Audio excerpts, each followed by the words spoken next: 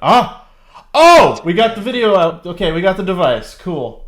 None of you saw that, so here we go. We got the device. Yay!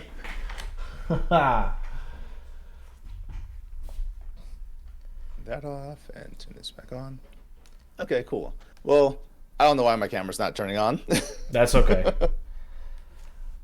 Well, everyone, what you're probably most likely here for is to see this man who you can't see. Jordanisabear. It's great. Jordan God, I love it. is an alleged bear, according to him. Now you'll never know because my camera won't turn on.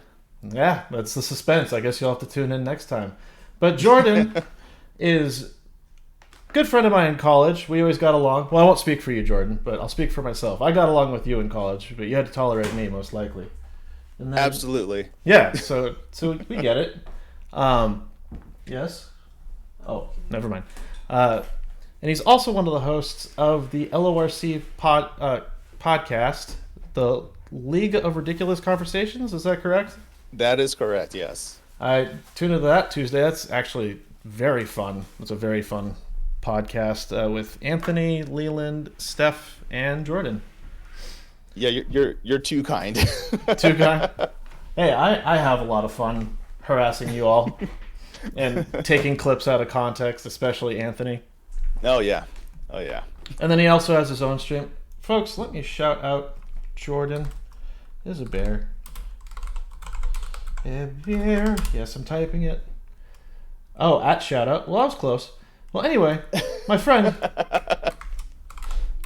How are you doing? I'm good. How are you? Good, good. I don't remember the last time I saw you. Oh, it has been years. No, I don't. I remember. So remember In Cahoots? I do remember In Cahoots, yes. So it was before it closed down. I think it was 2017 that I last saw you, and Steph was there too. That sounds about right. Yeah. You know, one of the funniest memories I have, actually, that I think about it, is when I'm like, hey, Steph, you want to dance? She's like, sure, but I don't know. And so I taught her the two-step, and we were going slowly, and I spun her around, but she didn't stop spinning. Nope, that sounds like Steph, yeah. Oh, yeah. That stands out in my mind. That was funny. But that was the last time I saw you, other than college. Yeah, wow, that was a long time ago. You got your degree in English too, right? Yeah, I did. Okay. Cool, I promptly did nothing with it. Oh, so it took me forever to do something with it. It was like going for writing jobs, and I'd be like, hey, I want to write for you. And they're like, we can't do anything with this. And I'm like, cool. Then I do a 3-month internship. They're just like, please come on over. Oh, wow. Yep, it's bullshit. Tell you what, all those years in college. Yeah. What classes did we take together? I don't even remember. No, I. Uh-oh, you cut out there. Can you hear me now? Yes. Okay, cool. I could not tell you. I don't I don't remember much about college, to be honest, aside for like the stuff I did on outside of college. Fair point. Yeah. I don't remember It all most. kind of just blends together. And Steph wrote, dude, that had to be 2013 or 2014. I'm pretty sure it's 2017 because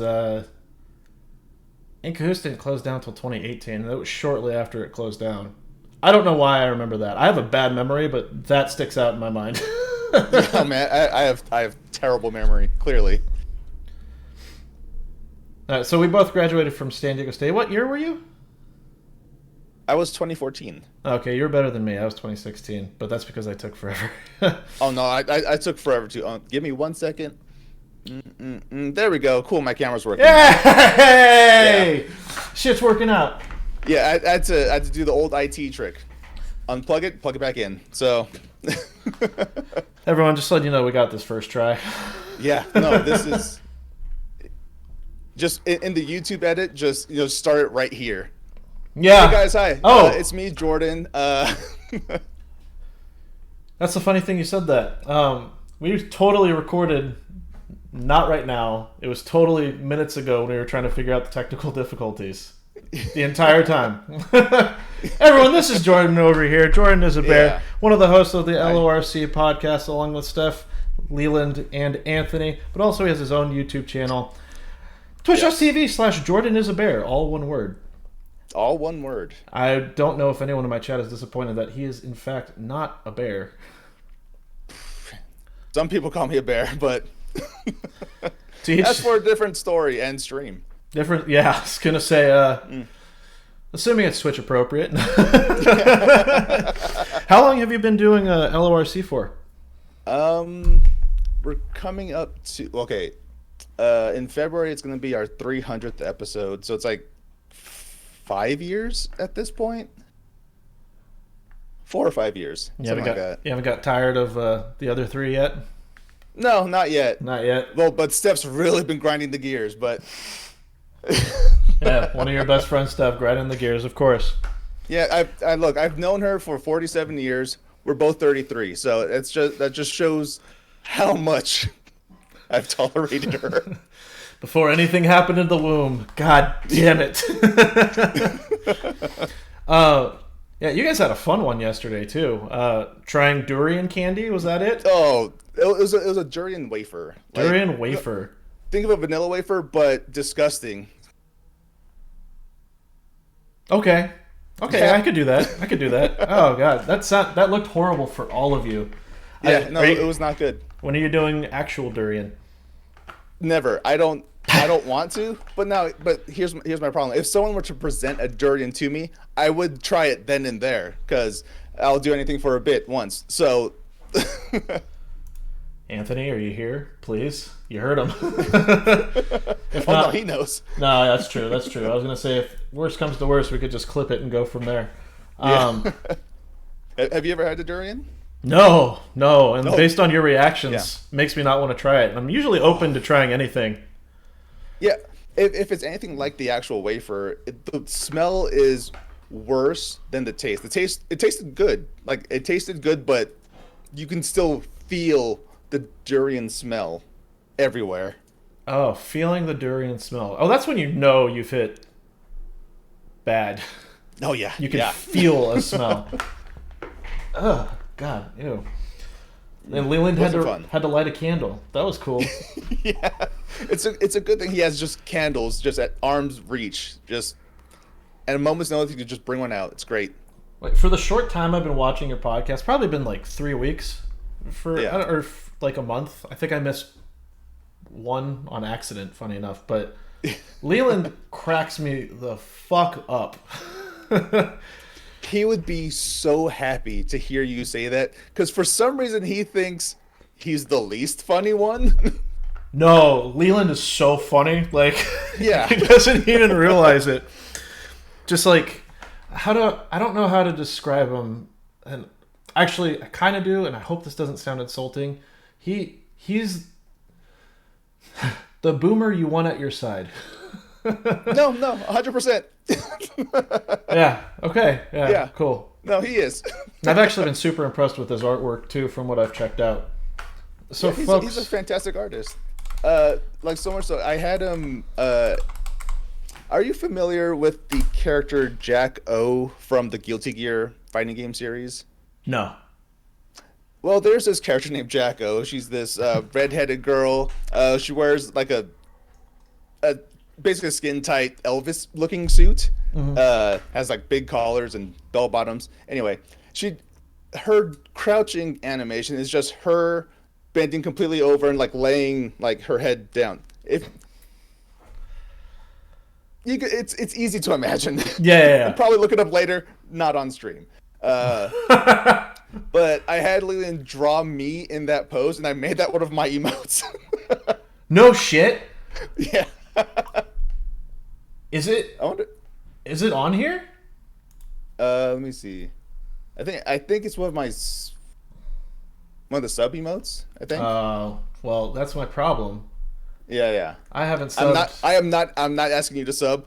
No one feel obligated to sub to me. If you do, thank you very much. But do not ever feel obligated to do that.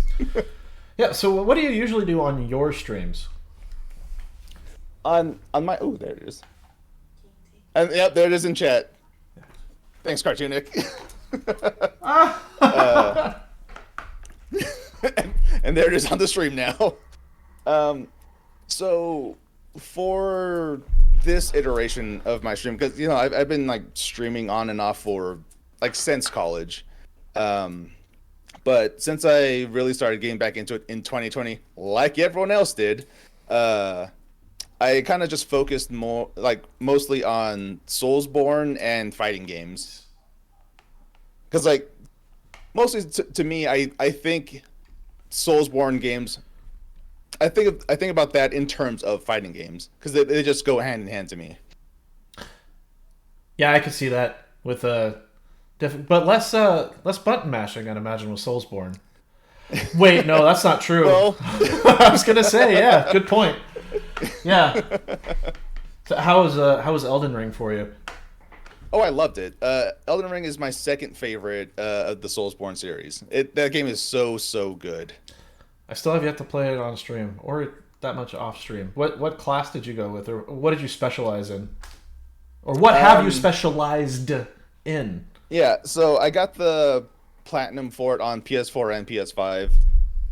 That's just like two-ish separate two different characters. Right. My first playthrough, it was mostly just random, just whatever weapon I came across. I tried my best using it. I ended up mostly using it was the meteorite katana with a whip. Okay. And then I specialized a lot into faith stuff because I just love having a spicy hand. So I hit people with pyromancy here and there, while using a katana and a whip. And then my second playthrough, I went with just dual long swords, big swords, dual big swords, dual wielding. Yeah. Okay. Just power stancing. So you said that's your second favorite game. Wait, let me guess the number one. I might not get it, but Bloodborne? Oops, yes, it's Bloodborne. Oh, dude, thank you. I fucking love Bloodborne. It's so fucking good. It's so good.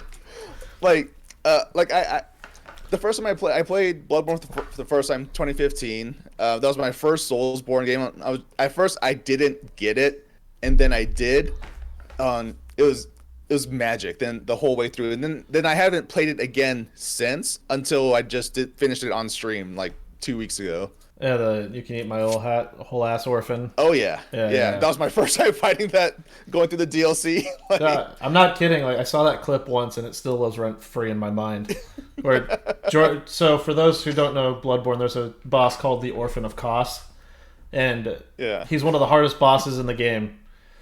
Probably the hardest boss, but he beat Orphan of Kos and then said, "You can eat my whole ass, orphan." Go ahead.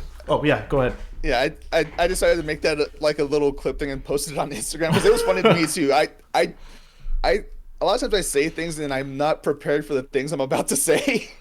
No, I feel that. Like I'm here right now collaborating. I'm like, I have to be very careful because I could say something that's just off the mark. But those times where you're like, that was it. I didn't even think about it. That was it. Best boss though in that game. That was so much fun. Oh, I'm sorry. It was a question. Who's the best boss do you think in the game? In your experience, I like the Orphan of Kos, but I think my favorite boss.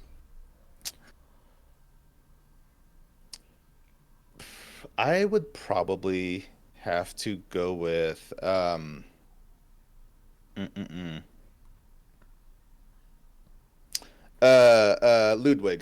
Ludwig. I really like Ludwig. He has my second or probably top favorite song. Yeah. Like the music to that is good, but it's so interesting seeing like a guy who's gone fully beast. Yeah. But when he sees the Moonlight Blade, like has that like, oh no, this is Ludwig. Oh god, he's so tall. More grotesque somehow. Yeah, more grotesque somehow, and he's ruthless too. Like I thought he was ruthless as a beast, but he's like, no, I'm not. bro, I'm not fucking with you anymore. Like, you're Yeah. gonna die. He was one of the And bosses where I was like, this is bullshit. yeah. Some of the times I died. What were you gonna say? And one of the most messed up things is after you beat him, he's still alive. You don't kill him. Yeah, you could talk to his severed head. Be like, oh, did I do good work for the church? And you could be straight up and be like, nah. Yeah. Or you could be like, yeah, totally. He's like, oh, cool, I could die in peace. You're like, you probably should. Yeah, I told him like you did a great job, man. You know, now die in peace. I come back later, he's still breathing. I'm like, all right, just let go. Like you're fine. Yeah, let go. And he's just like, no, I need you to kill me, please. Like, end my suffering. I'm a severed head. I don't know if you knew this about that boss fight too, but you know the corpse that's just like, hey, help me, like at the beginning of that fight. Uh, I don't know if it's a corpse. there's a body that he's like reaching out to you for help. He's like, yeah, this guy's ruthless. I'd probably have to find it for you, but Yeah. it's one of the first cutscene against Ludwig. But that guy, you could keep him alive throughout the fight. Oh, really? Yeah, it's nuts.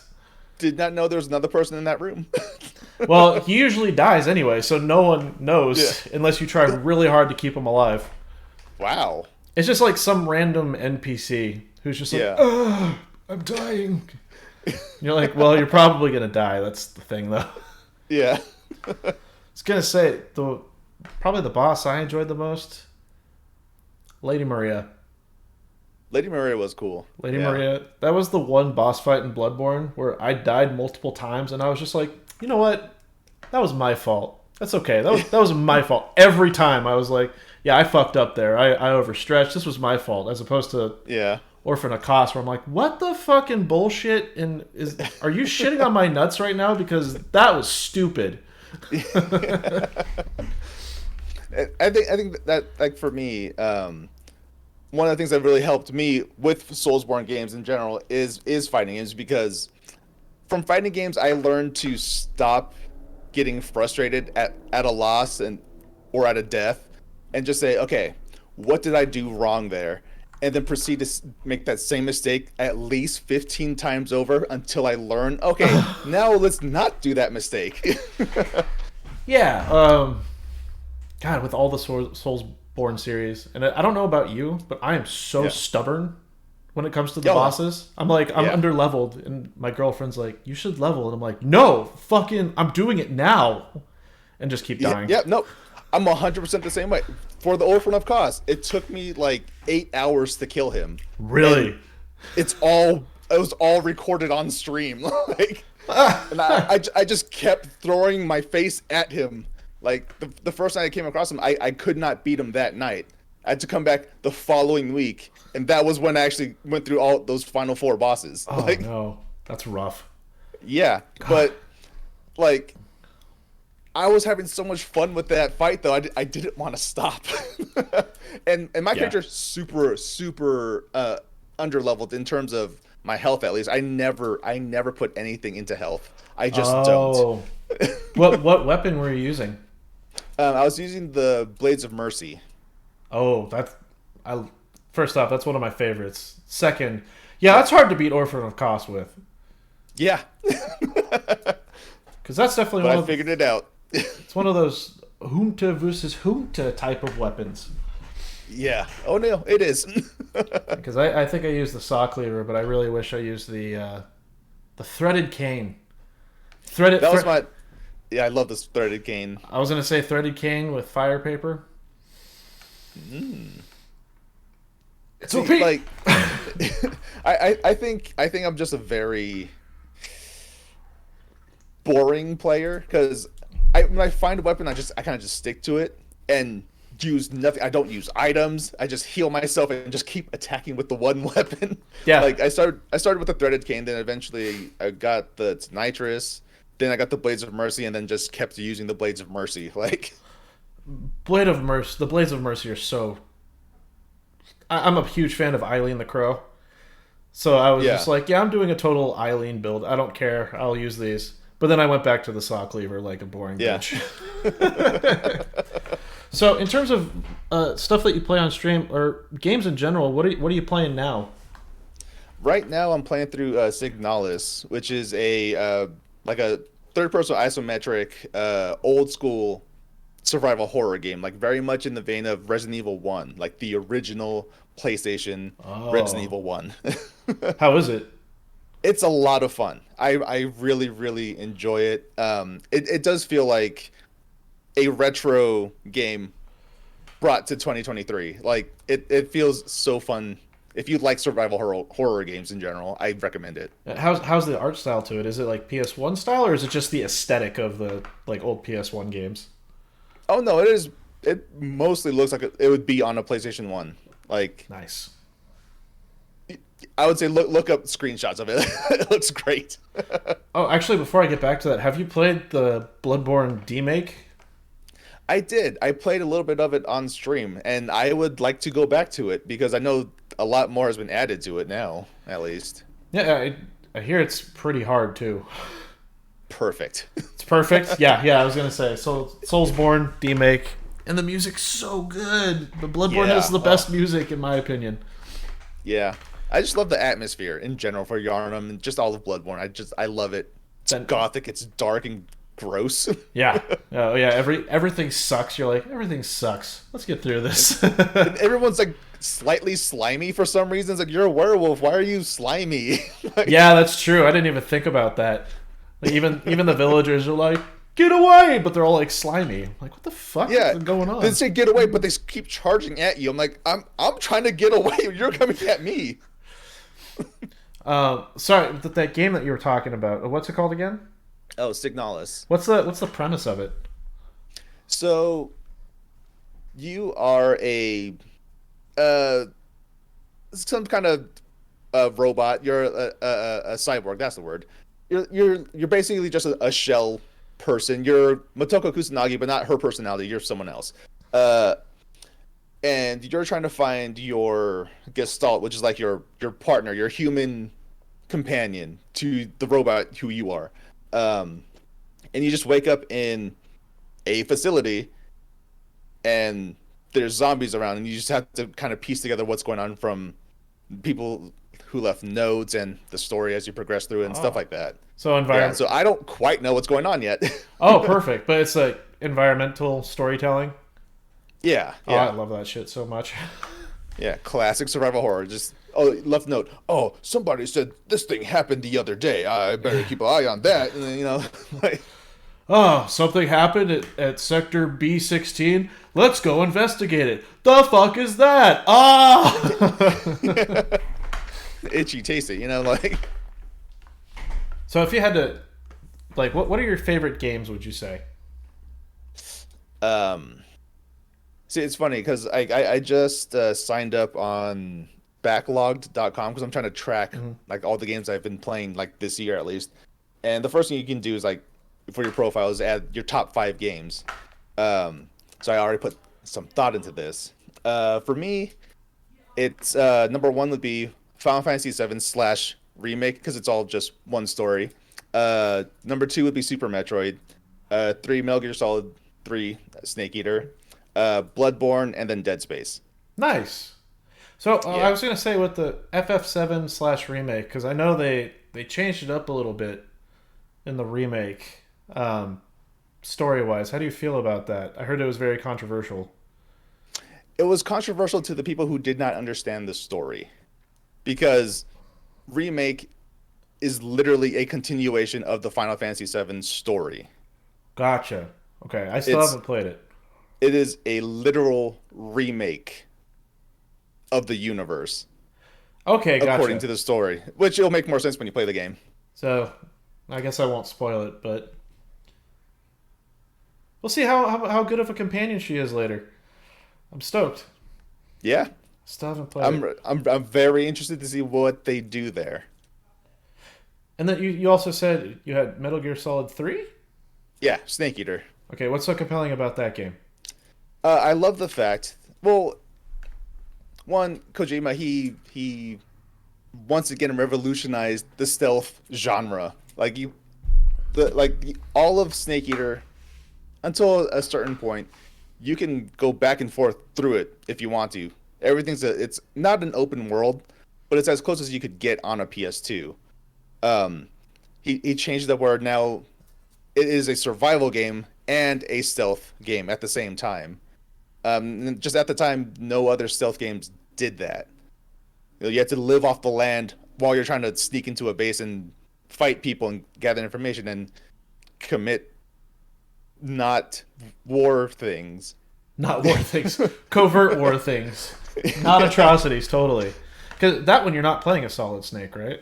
You are not. You're playing as Big Boss That's before right. he becomes Big Boss. Gotcha. Yeah. I'm guessing you're a fan of the Metal Gear series? Oh yeah, big fan. Okay. Because Snake Eater is actually the only one I've played. That was fun, though. Yeah. To me, it's the best one. In terms of gameplay, it would be 5. 5? Okay. Was 4 the one where it was just all cutscenes? Well, actually, that's very vague. That's Metal Gear in general. Yeah. No, but yes, 4 is mostly just a glorified movie, but it's a great movie. Okay. How'd you like Revengeance? So much fun. I love that game. Is that one of the hard ones too? Like really hard, but when you learn it, or Yeah, once you learn it, it becomes so fun. It's like taking like a Devil May Cry or a Bayonetta and then just kind of trying to dial it up even further. Oh, geez, that's awesome. Because just think of Devil May Cry, but Hideo Kojima might have written the story. He didn't, but it's based off of his world, so. Oh, that's actually super sweet. And that's the one with the senator who's like super powered in a meme all around the internet. Nanomachine, son. Nanomachine, son. And he said Super Metroid? Is that number 2? Yeah. Okay. Super Metroid. I'm not gonna guess why you like that game, but why do you like that game? Other than it's awesome. There's that. It was like one of the first games that really made me feel something. You know, I'm just playing through the game. I'm just this cool, robot lady running around shooting things. You go through the whole game and then the first few times I played the game, I was mostly aware of the story, which is just, Samus got a baby Metroid from her previous mission, Metroid 2, gave it to a base, to a research station. She leaves, baby gets kidnapped. She's just trying to save a baby. That's it. That's the story. And as a kid, I stopped thinking about that, but later on in life, I started realizing she is chasing after this baby, and then you find the baby again. Oh no! Well, you find the container. Oh no, the baby's loose. Keep going through the game. You find the baby, but the baby attacks you and then stops because he realizes, oh no, this is the woman that saved me. This is my quote unquote mother. So it leaves. Then you're fighting Mother Brain, and Samus is about to die, and then who saves you? The baby Metroid, the Super Metroid, and just the fact that it sacrifices its life to save Samus, that was cool. I didn't understand that until much later in life, and that's something that really catapulted the game. Not only did it being a fantastic game to begin with, Metroidvania, progenitor, that next to Symphony of the Night, and it's just a great game all around. And it's not one of those games where it's just like, oh no, I have found the baby, and it is attacking Mother Brain. By the way, just putting this out there, don't look up Mother Brain Rule 34. I learned that someone, I was watching Game Grumps, and they're like, this exists, and I'm like, God damn it. It's the internet, if it exists. Miss Roshan, thank you for the follow. And the Master Dodo asks, is Jordan a fan of hentai?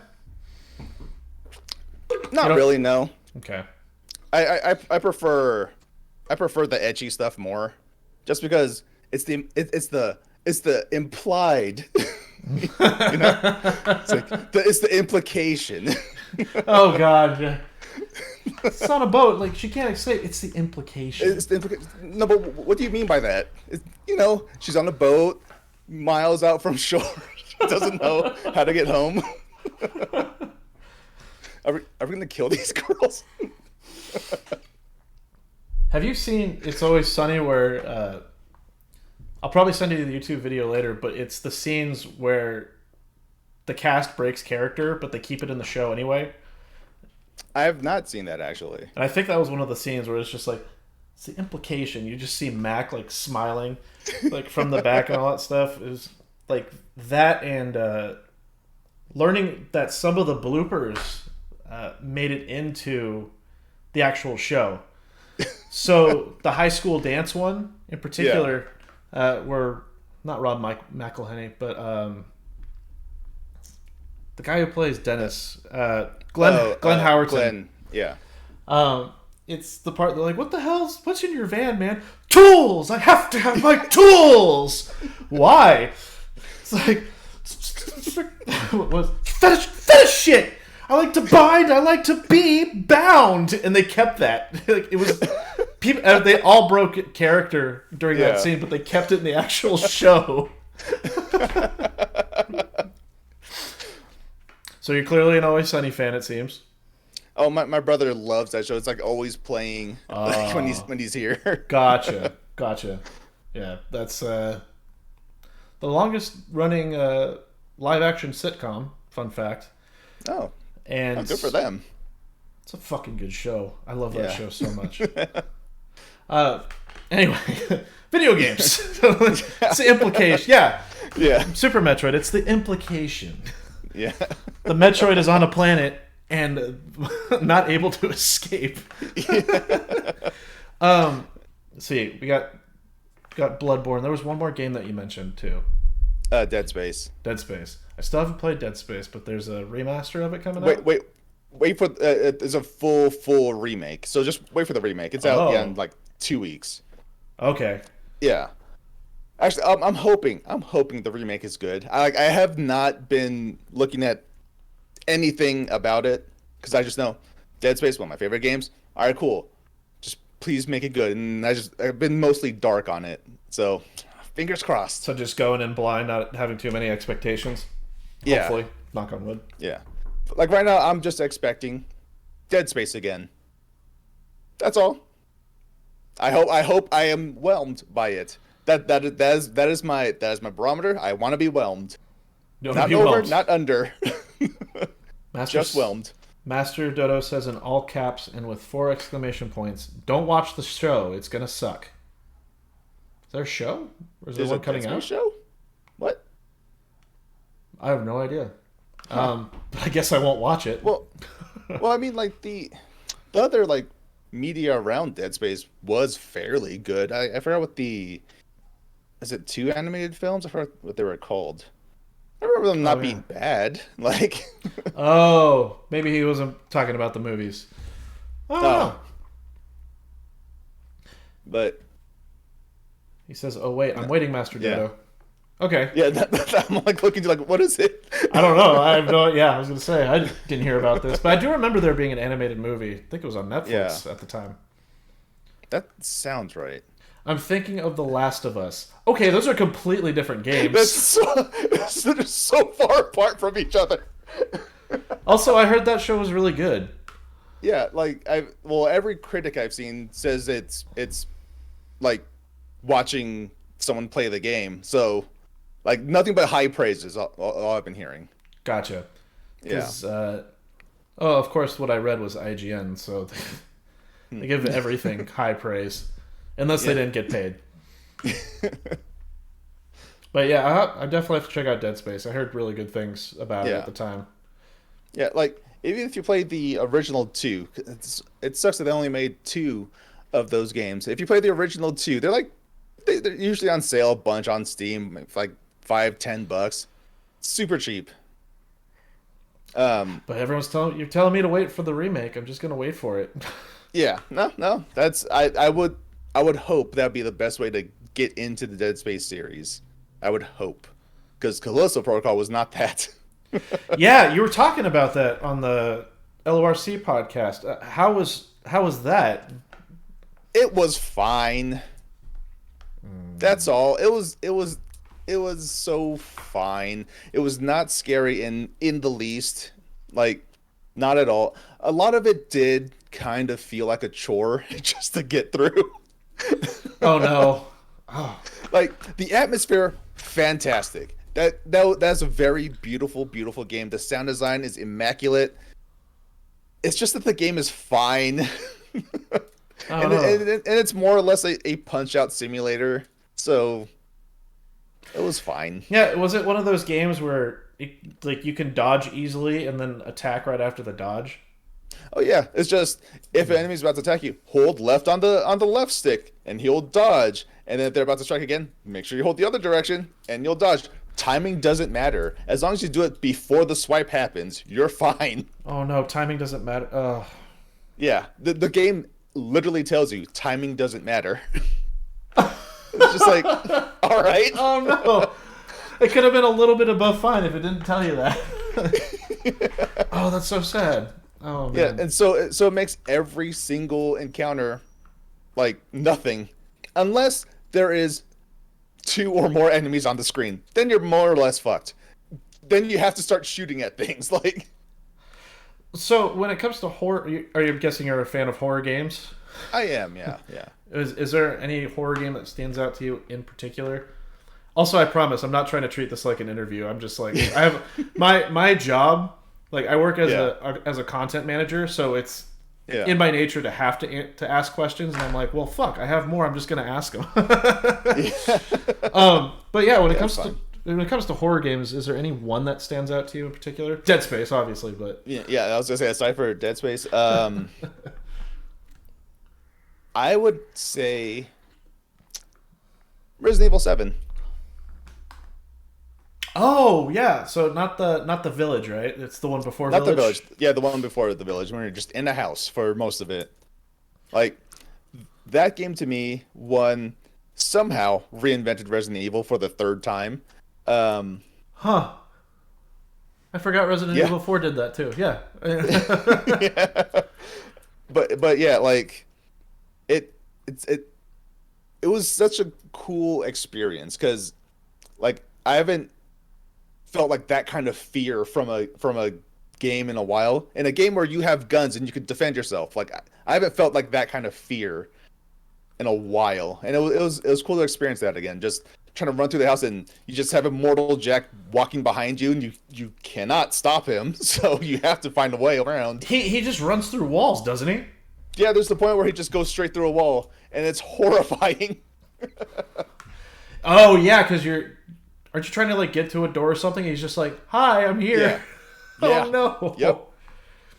I actually I actually had Steph play Resident Evil 7 for our Thursday show like a couple months back. Uh huh. It was fantastic. Oh It was- no. If the VODs we are have it still all up. on YouTube if you want to watch it. Ah shit. Well, I have something to watch at work now. Oh, speaking is yours youtube.com/Jordanisabear? Oh yeah, unified branding. Cool. All my stuff is just under Jordanisabear. Hey friends, do me a favor.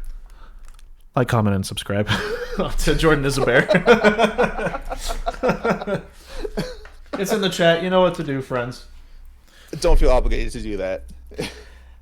Jordan says that. Oh, I wrote it right. Hold on. Just for drama on my stream. Yeah. You're obligated to do it. Not on Jordan's behalf, on my behalf. No, but seriously, go give some support. It is. How did you describe it, Jordan? It's the year of the small streamer. It's the year of the small streamer. Let's make it work, and then in the end, we're gonna be like, oh, it's all working out.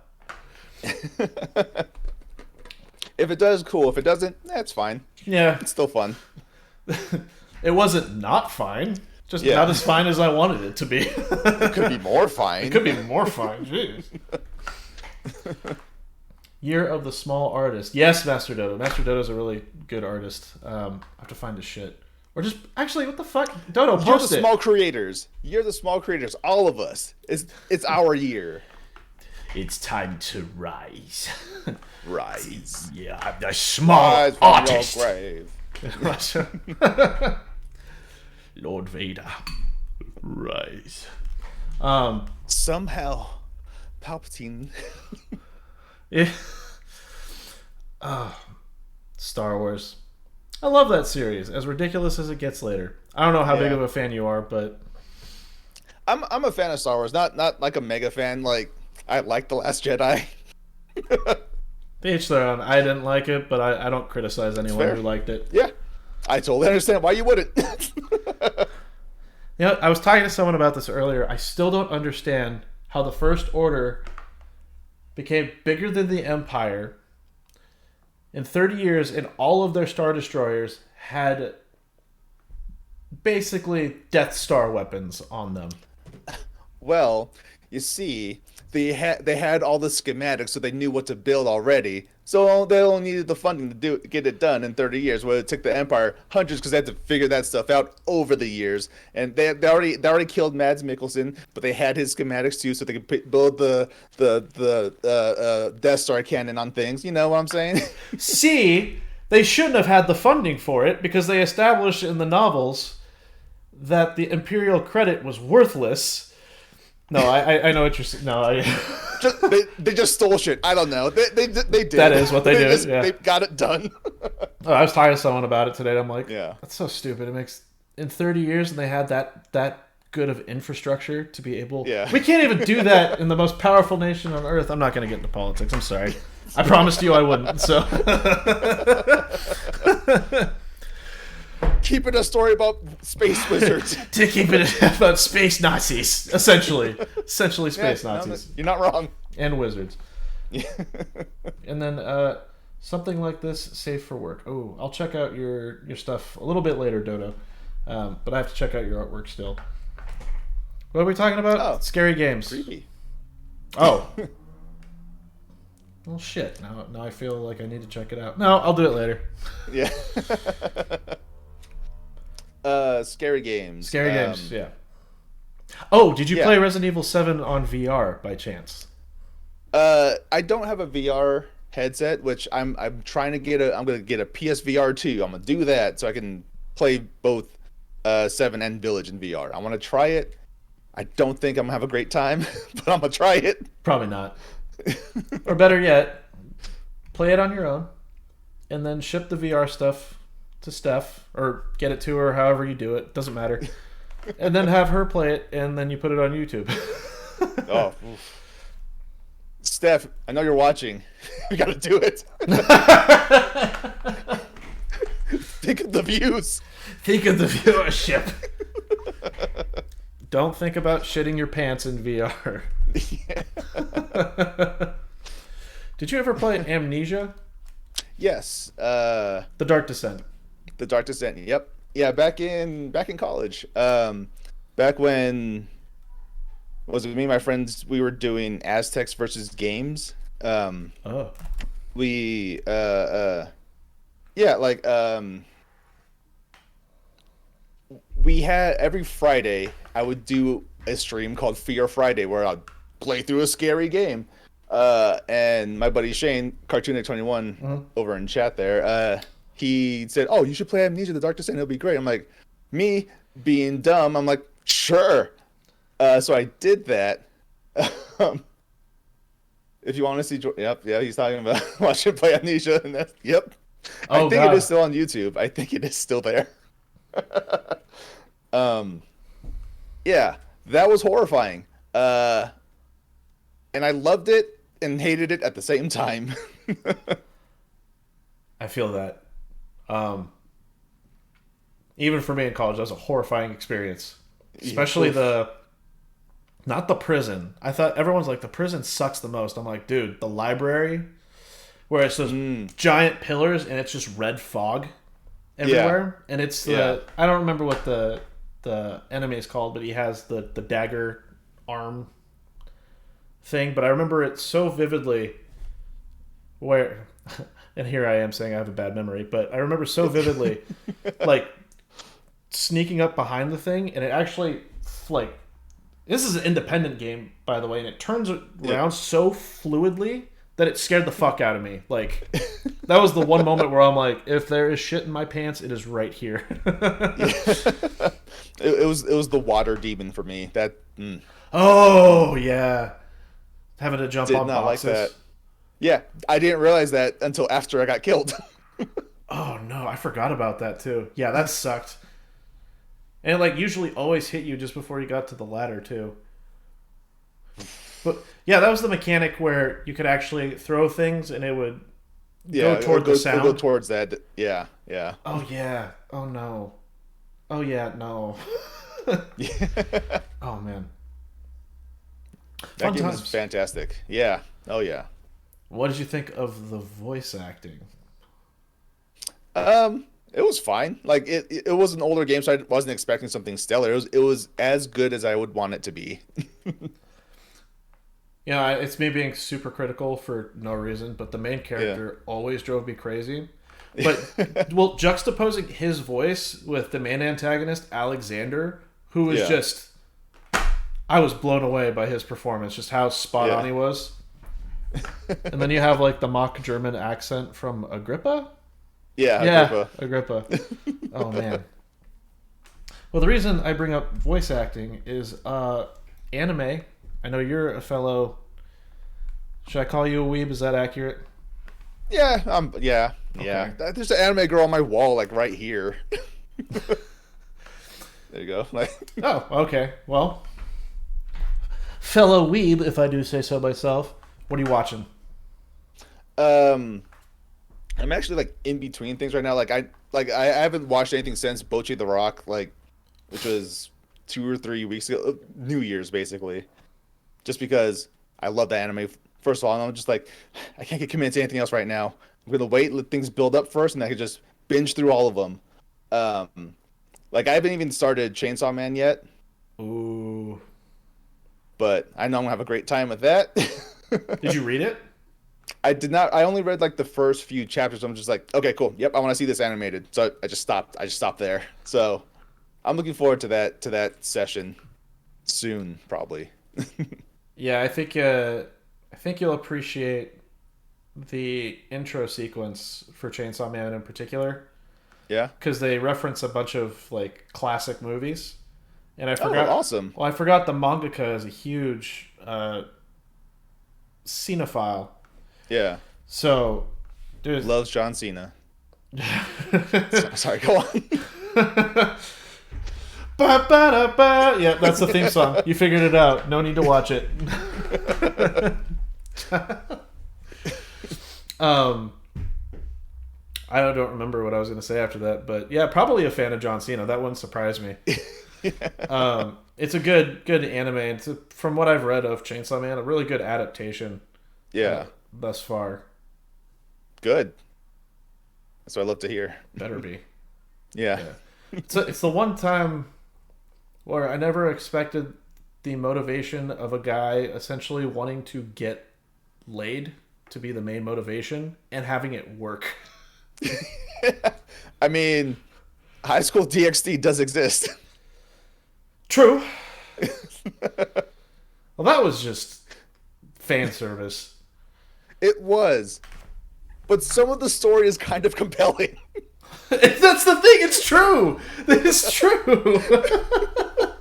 Like at a certain point, you're just like, oh man, oh right, there's also boobs here, but like, okay, cool, yeah, back to the story. Yeah. Like, It'd be like, next episode, please. Like, this Yeah. it doesn't end here. Like, what's going on? Yeah, I remember watching that and thinking like, let's keep going. Like, what's Yeah. happening on the story? Get the boobs out of Yeah. the way. I want to know what's happening. yeah, right. Anything else that you've been enjoying thus far? Um. Oh yeah, I was starting to watch through what's it called? Oh, I just started rewatching Konosuba again because that's like one of my favorite anime of all time, and it's a nice comfort anime. Konosuba. You know? I don't think I'm Yeah. familiar with that one. So you're familiar with the isekai genre, right? Mhm. So Konosuba is a comedy isekai. Just like you have one of the shittiest protagonists who got isekai into a shitty world with a goddess who's also shitty. Oh and no. they form a party with two other shitty people. They just go off and have stupid adventures with each other. Oh god. What was it called again? Konosuba. Okay. Gonna write that down.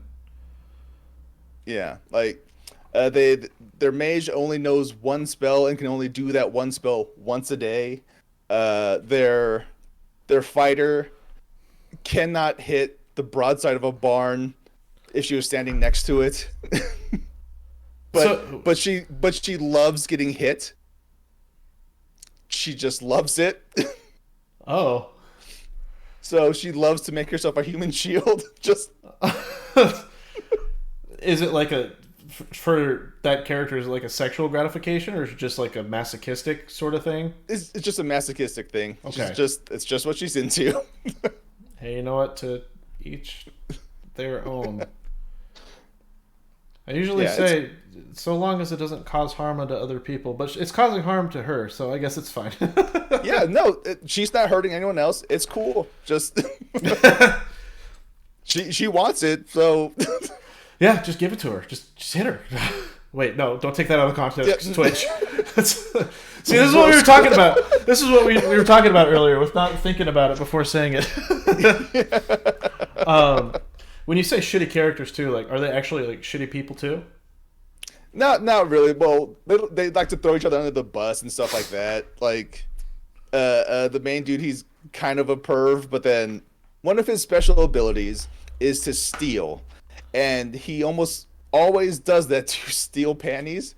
Not like at first by accident, and then he's just like, no, this is just a punishment now. This is what I'm good at now. Yeah, like Konosuba. Yeah, I'll have to try that. yeah, yeah, it's fun. It's a fun anime. And you said it was just kind of like chill, relaxing for you Yeah. in particular, or it just has that vibe to it? It just has that vibe. Okay. Like nothing. They do have serious moments, like for serious fights, but they're few and far between. And even though it's serious, it's not that serious. Gotcha. Sounds a lot like Gintama? Is that what it's called? Yeah, yeah, it'd be closest that kind of tone from Yeah. what I've seen of Gintama. I haven't watched it all. Yeah, I haven't even tried to watch it, but I've heard it's just like goofy, and then there's one very serious interaction between two of the main characters. I'm like, oh, okay. Yeah, I don't know if I need to watch it, but I guess yeah, I'll give it a try one of these days. And it's like watching a group of friends, but total dumbasses. But be total dumbasses. Okay. Well, then I guess I'll have to try it, because that just sounds like my friend group. Anyway. yes. And you still haven't watched season 5 of Hiroaka?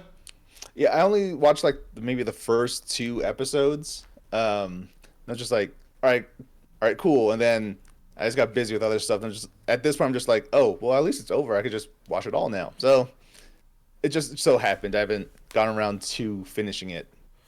Oh no, for sure. Because you're at the class 1A versus 1B, I think. Oh, then I'm in the second half. It's right at the start of the hero war. Oh, Like, for the current season. Yeah. Is Oh, it season 5? season 6. Oh, I season believe. 6. My bad. Season 6. Like, I fucking hate My Hero Academia, obviously. I hate it so much that I remember season 2 was the tournament, season 3 was the camp, season 4 was overhaul, Yeah. season 5 was 1A versus 1B, season 6 Yeah. is the hero war. Yeah, I fucking hate that show. Yeah, it's trash, right? Like, Yeah. ugh. So trash that I was building this earlier. Have you had the chance to watch? Do you care for Bleach at all? The Oh yeah, anime? no, me and my brother, like I made a I made a point of not watching Bleach in Japanese, so me and my brother could just watch it in English together, and it's been great. Like I read through the manga already, like I know what happens, but it's so cool seeing it animated now. So does your brother prefer dubbed? Yes, Oh, okay. he doesn't want to read, so That's fair. And I always, because I know there's the sub versus dubbed, and I'm just like, Yeah. whatever, just so long No, as it gets you whatever. through it. Exactly. Whatever you like, whatever is your preference, do that. That's the better one. Like it does. It literally doesn't matter. 'Cause Like, generally speaking, I'm a subbed guy. But if I'm yeah. watching Dragon Ball, which I actually, unironically, I don't really care for Dragon Ball that much, but Yeah. I'll watch it dubbed. Cowboy Bebop, I'll watch it dubbed. Oh yeah. The dub's amazing. It's top tier. I think the dub for Bleach, A Thousand Year War, is really really good. Plus, I like hearing Johnny Young Bosch again, just in general. Like, Yeah, there's something nostalgic about that for sure. yeah. Sidious says I prefer subs. I'm not crazy about it, but most Japanese voice acting is much better. Well, what I learned with Japanese voice acting compared to American voice acting, I think you can actually like get into a career in voice acting without just like practicing, but going to. I could be wrong about this. This is what I heard, but like go to university and try to specialize in voice acting, which doesn't happen as much in the States. But also, when it comes to Japanese subs, they animate first, and then they try to adapt to the animation. Where in American dubs, they voice act first, and then they animate after. So, fun fact. Yeah. Yeah, nothing exciting. Yeah. And to me, when it comes to sub versus dub, I think whatever you hear first is the one that sounds better. Yeah, generally speaking. And it varies from anime to anime. Like, I watched Cowboy Bebop first in English, watched it in Japanese. I prefer the English one just because the English version has more nostalgia to me. Like, it invokes more nostalgia because when I first watched it, it was in English, so on Toonami. Yeah, I remember that, and it was Steve Blum, and Yeah, goddamn, putting this out there, Steve Blum is such a fucking nice guy, he is. super Yeah. humble, super nice. If you have the chance to meet him, fucking do it. If pay $10 if you have to. I heard Naruto in English first. I couldn't do it, but I'm not a huge anime guy. Fair enough. I've watched all Naruto and Shippuden. I just couldn't stand his voice in English. To be fair, I couldn't either, but that's just me. Yeah, no, I couldn't. I did not like the English voice because of the "believe it" stuff. I hated it so much. It's my ninja way. Like, I get it. You're trying to fill for Date Bayo, but like, why believe it? Yeah. Like, because Data Boyo was just filler, wasn't it? Like, yep, it didn't was mean nonsense. anything. Yeah. But it sucked Yeah. too because I hated Naruto's voice in English, but Gaara is voiced by Liam O'Brien, Gara was good. and he's my favorite voice actor of all time. Yeah. But I can't watch a Naruto in English personally. Yeah. Yeah. No, it sucks. I don't like the dub personally. And I also heard that first, and then I just watched in Japanese the rest of the way through. Oh yeah, fair enough. Oh, but Yeah. I meant getting back to it with Bleach. Have you watched any of the Thousand Year Blood War? Yes, we are more or less up to date with the dub, which I think went up to episode 10. Yeah. Oh, so they're in the Royal Palace already? Yes. Okay. Yeah. Because the Old Man Yama fight, Yo. that shit was fire. That was so cool to see. That was so cool. Yeah, that was the number one fight I was looking forward to for this part of the season. Yeah. It lived up to it too. It was great. I think it lived up to it. Oh yeah, absolutely. Oh my god. Like when Yuhavak, what is it? It's spelled Yawak, but it's pronounced Yuhavak. I have been waiting for this arc to be animated because I always want to know how to say his name. I never knew how to say his name until now. Yeah, the only reason I knew how his name was pronounced is because there's a channel that I watch. Yeah. And his partner is a linguist, and they're like, "Oh, well, it's based off of this, like this, so it would be pronounced Yuhavak." And I'm like, "Whoa," because I would have just been like, "Yawak." Yep, that's what I've Yahweh. Yawak.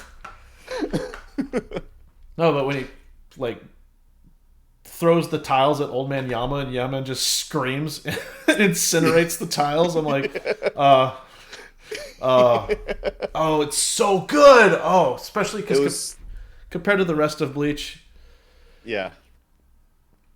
And what's nice about it too is with the Thousand Year Blood War arc, everyone's like, "Do I need to watch all of Bleach before I get to there?" I'm like, "Nope, just start there. Nope. Just stop. Just Just start at 1,000 year. Yeah. you got enough context. There's bad men. There's mostly good men with morally ambiguous ties because it's the Soul Society. Just Half of watch them it. were bad guys. Now they're good guys. Yeah. And now they're attacked by new bad guys. There. Except these guys are actually mean. Yeah. Oh man, it's so good. Chainsaw Man, Hero Aka, Spy X Family or Spy Family, whatever. Have you seen that? Yeah. I've gotten like 5 episodes into Spy Family. I'm really, really enjoying it. I like it a lot. And I like that the 6-year-old girl who can read minds isn't a genius. She's actually Yes. very dumb. That is the best. Anya being a little idiot just like is so good. The entire time you're like, oh, this 6-year-old's going to be a genius. Oh no, she actually acts like a 6-year-old. Yeah. Holy shit. Oh, it's one of my favorites right now too. Yeah. It's so good. You got any other ones that you're looking at too? Yeah, like uh I like action anime as much as the next guy. But my bread and butter tends to be just the goofy slice of life stuff. Cuz it's so cozy to me, you know. So there I started watching, was it Asobi Asobo? It's basically about like the activities club does things. It's a stupid show about dumb girls who don't have friends, but they just make a club to have fun. Like, Is that the? I might be having my animes mixed up, but is that the one where there's like a really famous clip of a girl tries to pet a dog on the street? that's Nichijou, I believe. Nichijou, gotcha. Yeah. The dog just bites down, and there's just a moment of being like, "All right, the pain's gonna get there." Yeah. What was the other one you said? Um, when did I say it? Oh, Asobi Asobo, or Yeah, Asobi Asobo. it's something like that. Gotcha. Yeah, no, dumb show, but it's fun. I enjoy it. Oh, but the one that you enjoyed, is that the one that you were enjoyed, Asobi Asobo, or was that something else? With the girls who have a club and do stupid shit. Yeah, that's the Okay, one. cool. Yeah. Cool. But I will say, if you like slice of life anime at all, definitely watch Bocchi the Rock. Easily one of my favorites I think of all time at this point, because it's about an extremely socially a girl with extreme social anxiety, but she has delusions of grandeur and wants to be a rock star, but she can't. She has such a hard time just talking to another person, but she's like, but if they hear me play my music, I can communicate how I'm feeling, and that's how they'll know how I feel. And then she doesn't think beyond the fact that you can't talk to people that way. You have to actually talk to people. So like casual interactions, she's like, "I'll just play my music to them." That sounds awesome. She cannot even get to that point. She's that like socially anxious. But like one day, she's like, you know what? I'm gonna bring my guitar to school, and someone's gonna be like, "Oh my gosh, you have a guitar? Do you play? What do you play?" And then she make a friend, and then nobody did that. So she just walks home just with her guitar, and she's sitting in a park, and this girl's like, "You play the guitar? Want to join my band?" And then stuff happens from there. Like, Sidious says, that sounds good. My next D&D character, a bard that is an amazing musician with performance anxiety on a quest to get over it. That sounds that'd fun. actually be really cool. Well, Sidious, you majored in music, right? You were around the music building. I'm sure you could get some inspiration. But I was around the music building all the time too in college, so. Yeah. And yeah, I did. Oh, with his degree, got it. Yeah, that sounds like a lot of fun. I like those slice of life stuff. Like, you've seen a Gretzko? Oh yeah, yeah. Now I enjoyed Gretzko. That's fun. the last season, I was like, the fuck? But everything else up to there. Yeah, it's just like, where's this going? But like Haida is apparently doing money laundering or some shit like that. I'm like, what the Yeah, fuck? it took so many weird turns. Yeah, it did. Like, even for me, I'm like, I'm kind of out of it. And then by the end of it, I'm like, this sucks. This season sucks, I should say. I'm also biased. Haida is by far my favorite character, That's fair. except season 4. But that is a nice little slice of life, learning about how the workplace sucks in Japan. Yeah.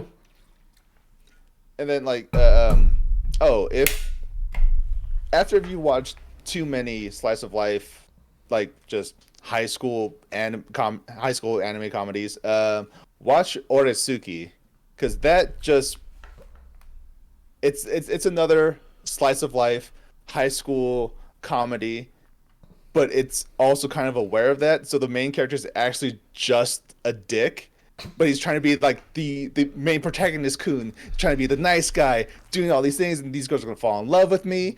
But on the inside, he's just not that at all. Oh no. Um, and it's fun. It skewers a lot of just slice of life things.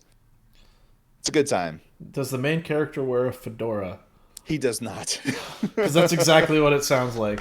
Yeah, I'm one of the nice guys. You bitch! No, that's exactly. I believe that's one of his lines. Oh, well, I have something to look forward to and make fun of. The incel anime.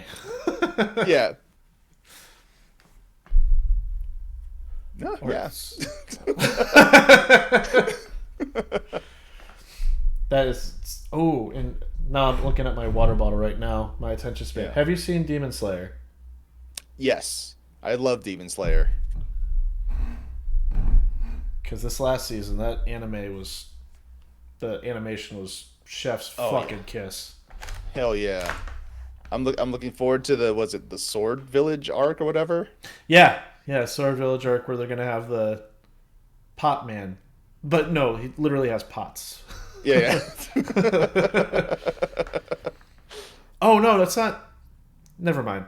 But yeah, I'm looking forward to that arc. Yeah. Um, Yeah, I love that show. It's so beautiful. it's beautiful and It's shonen as hell, but I don't care. This is the new generation of shonen anime. It's great. It's good. It's doing things right. it is funny that people are still trying to find the big three of the new shonen. I'm like, oh no, the reason those were big three back in the day is because animation really started to get really popular in the United Yeah. States, and Naruto, Bleach, and One Piece. Ah, One the white Piece. whale. The white whale. But yeah, definitely new shonen and fucking Yeah. Attack on Titan. See, that's one I have not gotten into It's because, like, I got all the way up to the point where a main character. This is at like season 1, where a main character died, and I was like, "This is the best anime ever." That transcended all my expectations. And then 3 episodes later, he came back, and I'm just like, "Oh, we're doing this. Okay, all right." And then I just lost interest because at that time I was just super over the traditional shonen uh, arc, where it's just, oh, I'm a normal kid. Something happened to me. Now I'm gonna train my ass off and become the best. Oh no, I'm not the best. I'll do something. Now I got in because I'm clever. And then he's like, okay, okay, cool. And then he died. I was just like, oh, so is Mikasa the main character the whole time? Because she's just been badass the entire time through. I was down for that. And then he comes back, and I'm just like, oh, okay, well. And then I stopped. I know, I hear it's very good. I'll get to it eventually. I just haven't. well. I just couldn't. Here's the thing. It Yeah. does get good eventually. It gets really Yeah. good eventually. However, not until halfway through the 3rd season. Oh boy. Yeah. The only reason that I got through it all is because my significant other is just like, I'm watching it because my friend told me to. I'm like, fuck. All right, I'll try it. And it got really good at one point, I Yeah. will say. Okay. No, that's why here. I want to get to it eventually. It's just not a priority. And the other thing too is, I don't know how to say this without spoiling. The main character, Aaron, doesn't get any better, but in a good way. All right. Yeah, yeah, it's good. Um, yeah, that Attack on Titan, it took me a few tries, so I don't blame you Yeah. whatsoever. It's rough at the beginning. It's super rough.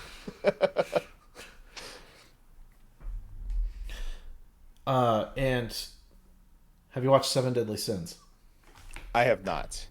Okay, it's one of my favorites, even though it gained infamy on Netflix because they changed the animation studio, Yeah. and now it's called the Seven Deadly Frames. Rightfully so. It Yeah, sucks too. I've seen some clips of how bad the animation gets, Oh, it gets so bad with the which quality of is voice which is acting. which was nothing that's just like, oh, do I want to watch this? I still think it's worth it personally. Yeah, Like the characterization is incredibly well done. yeah, The main character, it's kind of like what we were talking about with Chainsaw Man, where the main character is kind of he has perverted motivations, kind of, but it yeah, works. He's not a pervert for the sake of being a pervert, which I never yeah. thought you could get away with that. But he's only a pervert toward one person in Seven Deadly Sins, and then you find out why, and you're like, oh, things make more sense now. Okay, well, I know that was really grave detail that I gave you. Shit, I'm blanking on anime at the moment. Unless you want to um, move on to something else too. I'm cool with whatever. Yeah, I'm just vibing. Yeah. But yeah, I totally hate My Hero Academia, and I hate the main character, Izuku Midoriya. Yeah. Oh yeah, that reminds me. All of him. Yeah, yeah, I don't care about Demon Slayer at all. Not one bit. Not even marginally. You heard it here, folks. Jordan hates Demon Slayer. What? Who's okay? Have you read through Demon Slayer? No, I'm making the point of not reading through it because I just want to watch it because I love the animation style. Respect, respect. Yeah, So, but who do you enjoy the most? I could tell you I hate Zenitsu the most.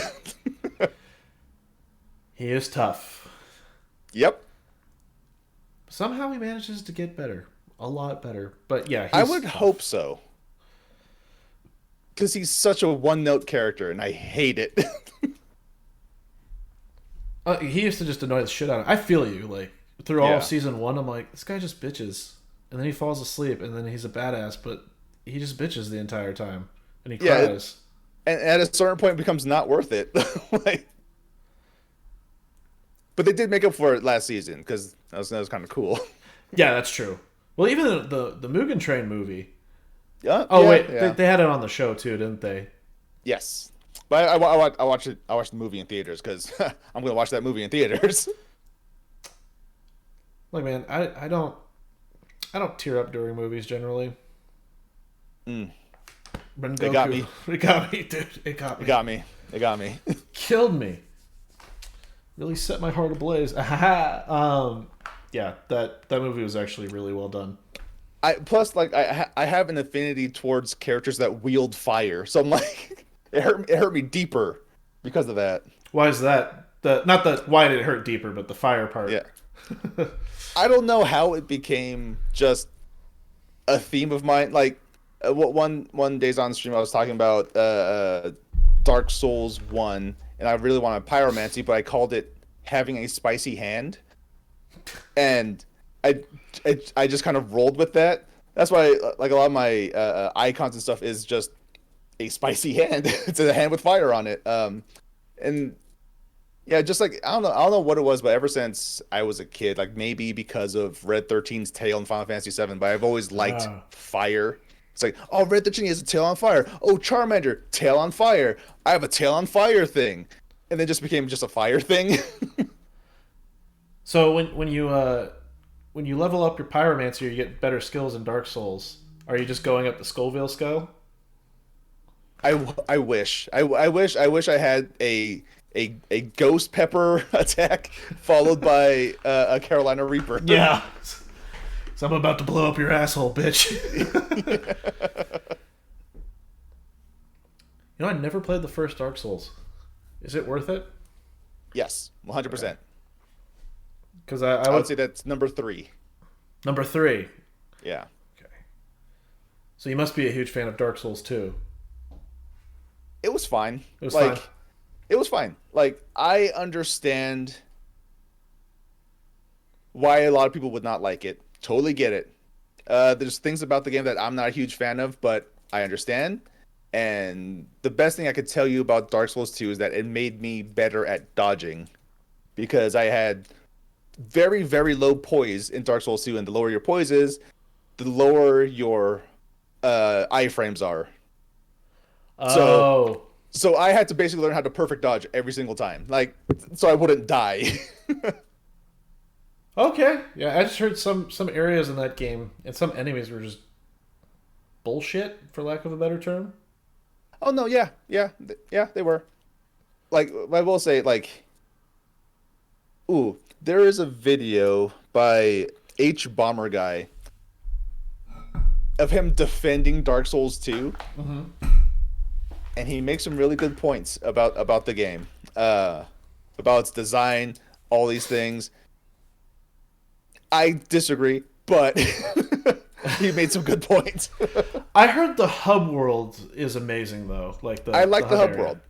Yeah, I really like the hub area. Nice music too.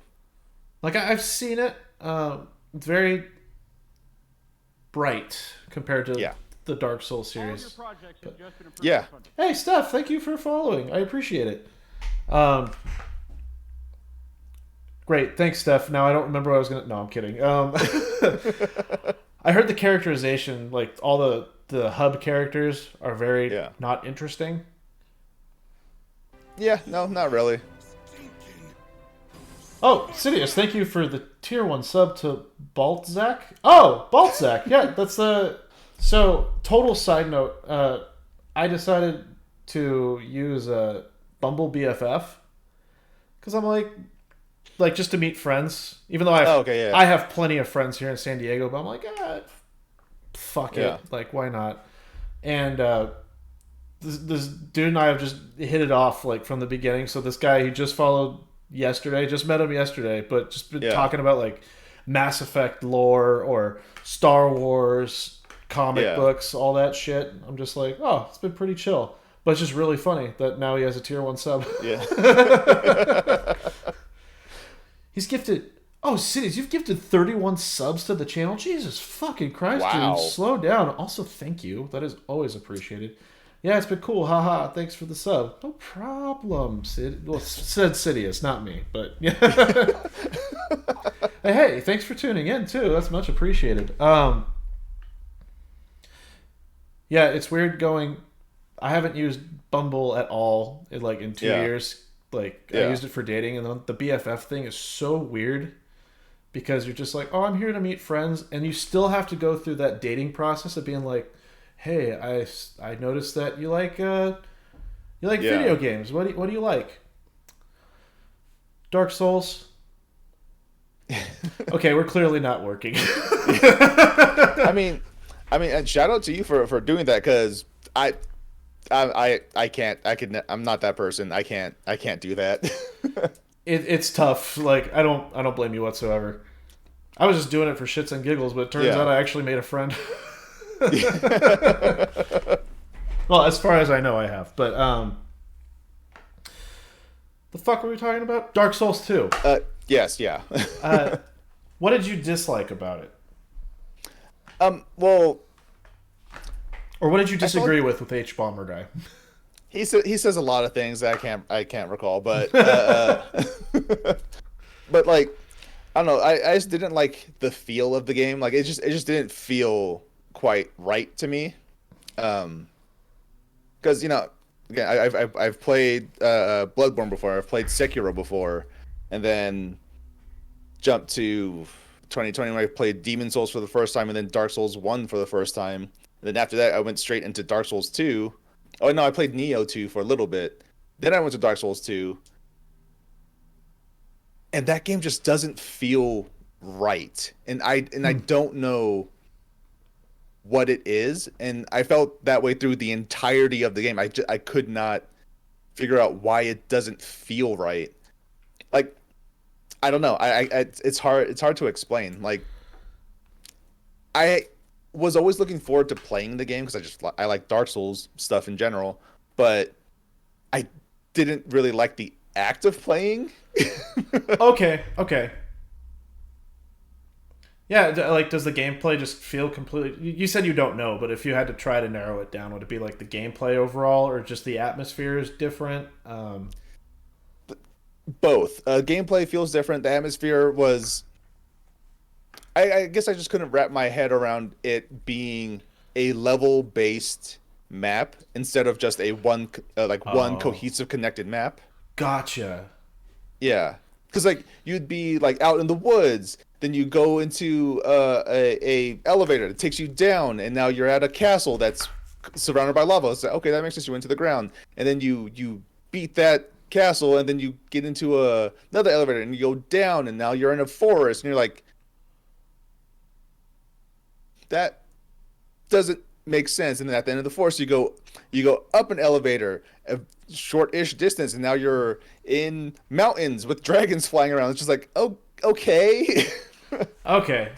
It's level based and not one cohesive map. And my brain was just like not putting that together. Like in the moment, I'm just like, this doesn't make sense to me. Well, just the way you described the geography, even I'm just like, oh, that doesn't make any sense to me. Like taking an Yeah, elevator up to a mountain. Like, I think if I had to say myself, I'd be like, go to through a forest, and then you have to go through a mine, which leads you to the top of a mountain or some shit like that. I don't know, but yeah. Like there's some of that, but then yeah, other times you're in the mountains and you get in an elevator that goes up, and now you're like in a desert. It's just like I was in the mountains. I went up. But yeah, it's just stuff like that. Yeah, and then there's a lot of the bosses is just dudes in armor, which that got it was kind of boring if I could just run in and just defeat a boss first try. I like don't have to analyze it at all. Like oh, it's a dude in armor with a sword. He's swinging with his right hand. All right, I'll stay on his left. Like what wasn't there a boss in Dark Souls 2 who had two blades and it was one smaller blade and one larger one? Like I know they have one in Dark Souls 3, yeah, um, but I think there was one in Dark Souls 2 that sounds vaguely familiar. because Dark It Souls, yeah. yeah, Sorry, what are you gonna say? it's hard to remember because lots of dudes with swords. Like That's totally fair. Because I don't remember the dude in Dark Souls 3, but he was in. I still haven't played Dark Souls 3, funny enough, but I know some of the lore. yeah, But he was in. Oh. Was he a Duke? Fuck! Oh. He's a boss fight and he could clone himself. And he has two, like a purple sword and a red one. uh, yeah. No, I can't remember. I recently played this game. Because I think I could be wrong, but he could be in Castle Lothric. Lothric is not in Dark Souls 2. Oh, sorry, in Dark Souls 3, the boss I'm talking about. Okay. I know I'm giving mixed messages here. There's because they have that similar type of boss, like big Yeah. sword, little sword, and then in Dark Souls 3, it's like the same stance, but they're relatively the same size. And I Yeah. can't remember that boss. Yeah. I couldn't tell you. That's fair. But Dark Souls 2, I don't ever think I'll get into it. I think I'll try it and just kind of hate myself for it. I would say try it. Okay, Absolutely try it. If you like Soulsborne games, give it a try because maybe you'll be one of the people who do like the game, that's true. or Yeah, or you'll hate it, or you'll just be that's fine. Like I'm hoping for it's fine, but I've seen a lot of people jump through, do a lot of mental gymnastics to justify that game. I'm like, okay, that was kind of a stretch. I've never played this game, but the way you justified this is kind of bullshit. I don't have any examples off the top of my head, but yeah, yeah. uh, of all the bosses in the Soulsborne series, is which ones stand out to you? So we talked about Orphan of Kos, Yeah. but if there's anyone else, There was the giant stingray boss in Demon Souls, where you have to get a special sword, which just shoots wind scars at it. So I just kept screaming Kaze no Kizu just to do it because I wanted to be Inuyasha for a second. It was a gimmick fight, but it was fun. It was a fun gimmick fight. Like, Oh, that sounds fun. yeah. Did you play the remake? Or Yes. The Demon Souls remake on PlayStation 5. Yeah. it looks beautiful. Oh, it is beautiful. It is so beautiful. I have it on PS5, and I'm like, it's just sitting there. But I bought Elden Ring at the same time. Choices, Ooh. choices, man. They are very different games. Mm-hmm. They're in the same series. They're in the same franchise-ish, but they're very different games. Okay. Yeah. Is it one of those where you could tell it came out in 2009? Sometimes, yeah. Sometimes. Yeah. I would say start with Demon Souls Okay. before Elden Ring. Because that's my next game for stream is Elden Ring. But I might just do both. You could do both. Because I think my first playthrough for Elden Ring took me like 120 hours. oh shit. Oh yeah, because I was exploring everything. I want to find everything. I want to fight all the bosses. It was fun. It was a good time. And the thing I love hate about the like Soulsborne series is everything just sucks for you and for all of the characters that you make friends with. Everything just sucks. Yeah.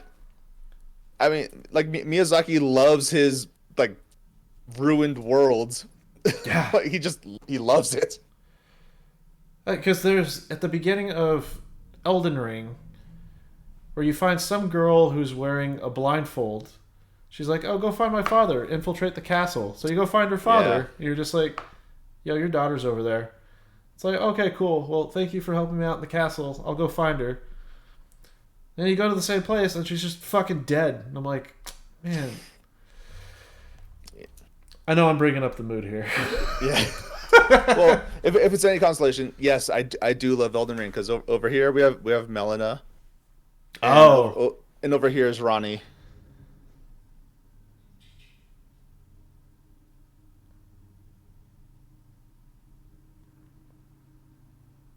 Ronnie.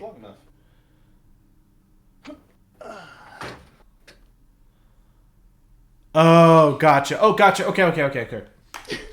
I didn't know her name. But Melania is the bullshit boss that everyone struggles with, isn't she? Or Milano, did you say? Melania is the bullshit boss, but this is Melina. This is the girl that lets you level up. Oh, okay. Actually, no, I probably shouldn't have put that up on stream. Oh, you're good. I don't. It was just artwork, safe, and I'm not at work, so it's all good. Thanks, Twitch. All right. Thank you, Twitch gods, for this 5-viewer Andy. Yeah, Elden Ring's great. Oh yeah. I can't wait to get on stream and finally do a fucking paladin build. Ooh, nice. Oh yeah. You could do that. You could do really well with a paladin build, actually. Well, so funny enough, my first stream ever was for a fundraiser for that internship I was telling you about. Yeah. So I did a 24-hour live stream. Ooh. And the last 4 hours I was playing Elden Ring. And who's the first main boss? Like, you could totally skip him, but I forgot his name. Godric the Grafted. Godric. Man, that guy killed me so many times, and here I am half delirious just being like, I'm going to do it again. I'm going to do it again. The stream ended at 12, but it's almost 1 o'clock. I'm going to do it again. I didn't get past him until I did an individual playthrough on my own, but man, that made me mad. Yeah, no, sometimes you got to sleep. Sometimes you got to sleep and, come back to it with fresher eyes. I had to do that with Bloodborne, especially against Ludwig. Oh, yeah. Oh, dude. There were some cheeses where I'm like, what the fuck? What the fuck? I couldn't dodge it. Yeah. It's good times though. Oh yeah. Oh, trying to. Anyway, do you have like any passing interest in fighting games? To answer your question, overall, no. But the limited amount that I have enjoyed Super Smash Brothers, my best friend, he plays Yeah. Melee competitively, so I'm like, ah, fuck it. Nice. Um, Yeah. Captain Falcon for life. And Soul Calibur. I really liked Soul Calibur. Yeah. Uh, the fifth one was surprisingly fun, even though Yeah. it's none of the main characters that everyone's familiar with. Yeah. So what is it about Soul Calibur that like calls to you? Uh, Mainly college. My friends and I Yeah. would go to one of the apartments actually down the street on Montezuma and not Alvarado. Whatever. I'm not gonna Yeah. dox an apartment building from 2013 that these people don't live in anymore. But um, yeah, it's just nostalgia from there. But I also enjoyed the story because you have Soul Yeah. Calibur, which is like a sword that is meant to represent control, and then Soul Yeah. Edge, which is chaos. And at the end of the Yeah. game, Patroclus and Pyrrha. Oh my god, I can't believe I remember Yes. those names. But Patroclus and Pyrrha, they use Soul Edge to destroy Soul Calibur, just to represent Yeah. like, hey, even though people think control is a good thing, like chaos is a natural part of life, Yeah. and things are going to be chaotic no matter what. And I thought it was such a good representation. Here we That's go. cool. It fucking you did English with me for plenty of classes, like fucking English degree stuff coming out here. Yeah, but no, I totally get having some nostalgia for Soul Calibur. Like in high school, when me and my friends were supposed to be going to football practice, yes, I didn't play football. I was on the football team, but I was just injured for the entire semester because I messed up my knee. Oh, gotcha. Yeah, so instead of just going to it was Hell Week, so we there's it was two workouts a day. Uh-huh. Instead of going to our second workout, we just went to this little cafe that was just like up the street from our high school, and we just played Soul Calibur 2 on the Xbox that they had there. Oh, so you got to play Spawn and all that stuff in the game, right? Yeah, yeah, Thinking about that, Soul Calibur 2 specifically, like for Nintendo GameCube, you would get to play as Link if you wanted to. yeah. What was it? Heihachi for Heihachi was PlayStation 2. PlayStation 2. But like, look, I don't know if you've read Spawn comics or if you care about Spawn at all. I watched briefly Todd McFarlane's Spawn on HBO. Okay, fair. Okay, okay, fair. And the movie with Michael Jai White. Okay, yeah, the movie that was a hit. Yeah, It was a vehicle for John Leguizamo. fair enough. Yeah, fair enough. But thinking about like Link's pretty powerful, so is Heihachi. But Yeah. Spawn, like I'm off the screen right now. Like that's a whole different level. I'm like, oh, I think he could take on a whole lot of the Soul Calibur universe just by himself. Yeah. Anyway. But they purposely depowered him. He didn't have his cape.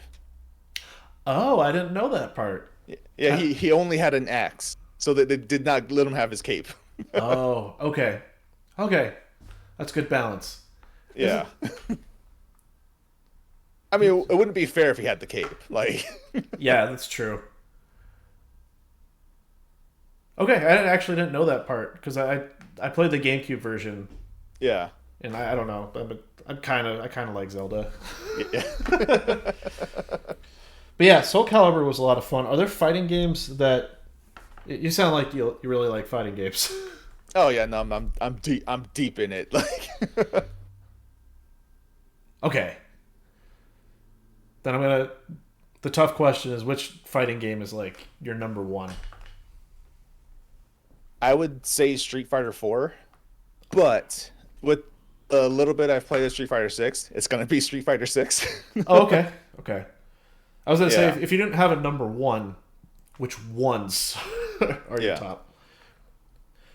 Because you were talking about Street Fighter Like, yesterday. if I were to just go off of just franchises in general, Street Fighter would be. Yeah, yeah. I love Street Fighter. Like that is out of all the fighting games, Street Fighter is my number one. Just the franchise itself is at the top. I love it so much. It's so much fun. Like, is it just like the gameplay, the story, the characters, or all of it? It's all of it really. Like it started out with just the game itself. Playing a fighting game. As a kid, me and my brother, we used to play Street Fighter 2 Turbo on the SNES just all the time. And then, eventually we got rid of the Super Nintendo. Then PlayStation came around. We had Street Fighter Alpha. So that was fun to play. And then eventually we got Marvel vs. Capcom. And then just like all throughout my life, I've always played fighting games, but because I've always enjoyed them. But it wasn't until 2009 when Street Fighter 4 came out when I got into fighting games. Like, this is I want to go to tournaments. I want to be a professional fighting game player. Like, and that's ever since then I've just loved Street Fighter. So are you at that caliber? No, I'm not at that caliber, but like I have a fight stick and everything. Shit. Like it's a Shadowloo fight stick too. Dude, that's fucking legit. Holy crap! And do most people play with those in tournaments? It's actually a mixed bag now. Like, you have people, who have fight sticks like me. You have people who have leverless arcade sticks, which are just hitboxes, basically. Actually, I have one in my room. Then you have a lot of players, a lot of top competitors from America, just play on a controller, just a normal controller. Like, a lot of the top players just play on a controller. So who's your main? It varies from game to game. Like, my overall favorite characters are Cammy and DJ, mostly because of Street Fighter 4, and also Street Fighter 2.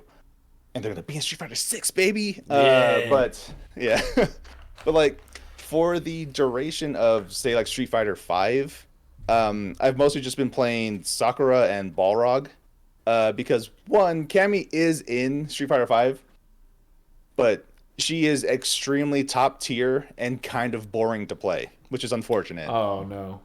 Like, she is so good in that game, where like her game plan is just kind of boring. So I that's why I switched to Sakura or like Balrog, because Sakura's way more combo heavy. You have to get all your timing down, all that, and Balrog is just a big old bruiser, and he's fun to railroad people with. he's the Russian wrestler guy. No, he's the big black boxer. Oh, him! Yeah. Okay. In Japan, his name is Mike Bison. Well, M. Bison. So. Oh. But they couldn't call him Mike Bison in America, so they had to shuffle names around. So Mike Bison, the boxer, became Balrog. M. Bison, Vega, the dictator, became M. Bison. And then Balrog, the guy with the claw, became Vega. Oh, God. I thought it would just be because like we can't call him M. Bison because that's how much Mike Tyson pronounces his name. Like, Mike Tyson, M. Bison. Yeah, they did not want to get sued by Mike Tyson, so they're like, nope, change the names.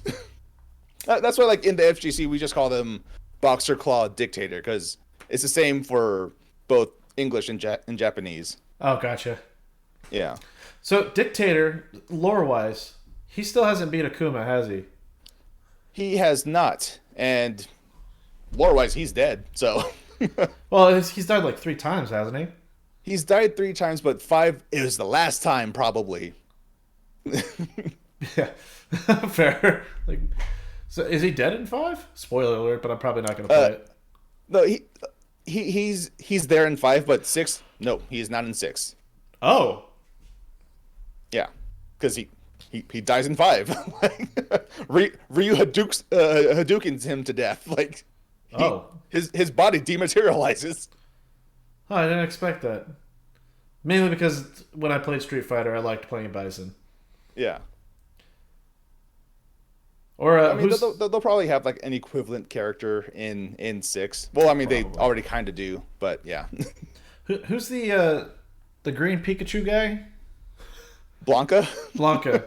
He was always fun. Yeah, the Brazilian man beast. But he was raised by electric eels or something like that, or it was something dumb like that. Yes. I mean, that's compelling enough for me. And like he is like a man because he has a grandma who's a human.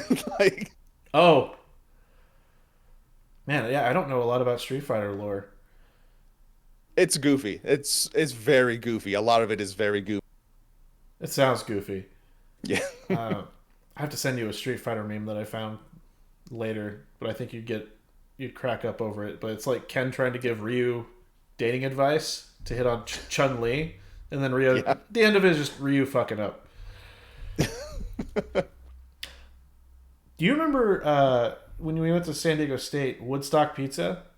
Yes. So it was like every week or so they would have art on a chalkboard and they make a sign for it, and it Yeah. was anime related, and it was only three panels. The first panel is just like, "Hey, is this a place to come for pizza?" And the next thing it's Ryu being like, "Shoryuken,"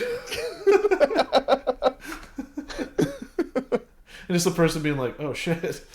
That reminds me of a very old Flash cartoon called Guile Borrows Ken's Lawnmower. It's very shitty, just very shitty Flash cartoon. And it's just Guile walks up and says, "Hey, Ken, can I borrow your lawnmower?" And Ken just screams, "Sure you can!" And it ends. That's it. Did you ever watch Ego Raptor when he was on Newgrounds? Yes, yes. He did a Street Fighter one. It was Blanca's Pound Cake. Yeah, I want some pound cake. that's what I was thinking of. Yeah. I want some pound cake. Like, it's only 12 seconds long, and this is almost perfect. The good old days of Newgrounds. So, Miso, you don't pay rent. Stop barking. You can tell there's a dog. Shit. Oh yeah, what other fighting games? You mentioned King of Fighters. Yeah, yeah. So King of Fighters 15 like just came out last year. I've never really played a King of Fighters game before, so I was like, all right, this is the one. I'm gonna get into it and try it out. It's a very difficult game. It's still fun though. Like I like how different it feels from other games. So it's nice. I like it. So the only reason I know of King of Fighters is we talked about Seven Deadly Sins earlier, but there's a mobile game called Grand Cross, like Seven Deadly Sins Grand Cross, and they tend to do crossovers with other franchises. And King of Fighters 98 is one of them. Was Terry Bogard there? Yes, I got him as a character. Of course he was. Of course he was. I mean, he's the representative in Smash too, so. Oh yeah, I forgot about that. Now, was King of Fighters? Is it SNK? Yes. Yeah. Okay. So I remember playing Capcom versus SNK 2 from a while ago. I never got a chance to play that, and it's like it's a legendary fighting game at this point. Oh, is it really? Oh, yeah. Yeah. But I still love Marvel versus Capcom, the first one. Oh hell yeah. Oh yeah. So when I got into that game, it was actually in high school, probably 06, 07? Yeah. 06. The first game, and I'm a die-hard Iron Man fan. What? Yeah. Die-hard Iron Man fan. So I would play as War Machine, and I'd try to get good with him and fight competitively with my friends. Yeah. Then I played around with Captain America, and I was pro registration. But it turns out he was my best character, and I'm like, fuck, man. I mean, Cap's always been a good character in fighting games. He's so good. He's so fucking good. And then Marvel vs. Capcom 2 came out, and I just obliterated with Iron Man. I'm like, this feels nice. Did you check out 3 at all?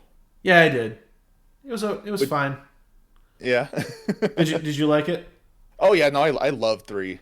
It's probably my favorite because that's just the one I played the most. Yeah, fair enough. Because also it was just hard to get Marvel vs. Capcom 2 like a couple years ago, so I'm like, all right, I'll just get at 3 then. Yeah, it's still hard, isn't it?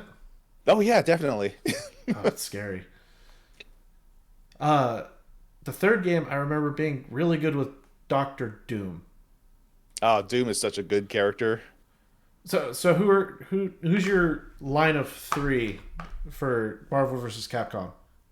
I swear I am not trying to like ingratiate myself towards you, but it was Iron Man, X-23, and Taskmaster. Yeah. Because All Marvel. Yay. they're just fun to play. Like, I don't know if you remember this character from the first Marvel vs. Capcom. I think it was Jin. yeah, Jin Sasaki, Yeah, uh, yeah, with the Melodia. all white. Yeah, Yeah, yeah, he was so fun. I don't remember if they took him out, but they uh, did. oh, he was so fun. Yeah, he was only in MVC 1 and 2. Oh, that's lame. Yeah, yeah. But yeah, he was so cool. Oh, he was so cool. I loved him. Yeah, he was he was from Cyberbots, I believe. Yeah. Which, if you get the Capcom fighting game collection, the Cyberbots is included. So you get to Oh, pilot actual Blodia and fight other robots. that's so cool. Oh, he was so fun to play. I'm so sad they took him out of 3. Oh Yeah, well, they took a lot of characters out of 3 from the second game, didn't they? yeah, yeah, yeah. Most of 3, two's excuse me. roster were just not in 3.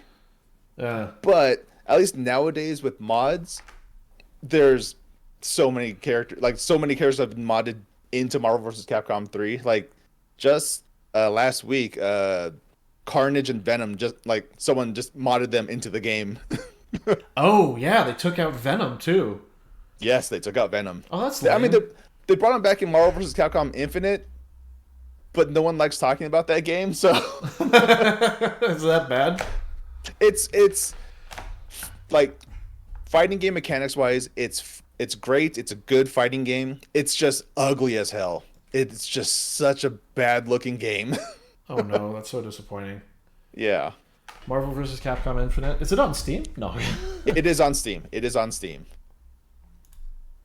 Like, if you just look at screenshots of that game, it's Let me see if I could. Oh, I have to load Steam real fast. I could literally boot that game up right now. I believe I still have it installed. Actually, let me see.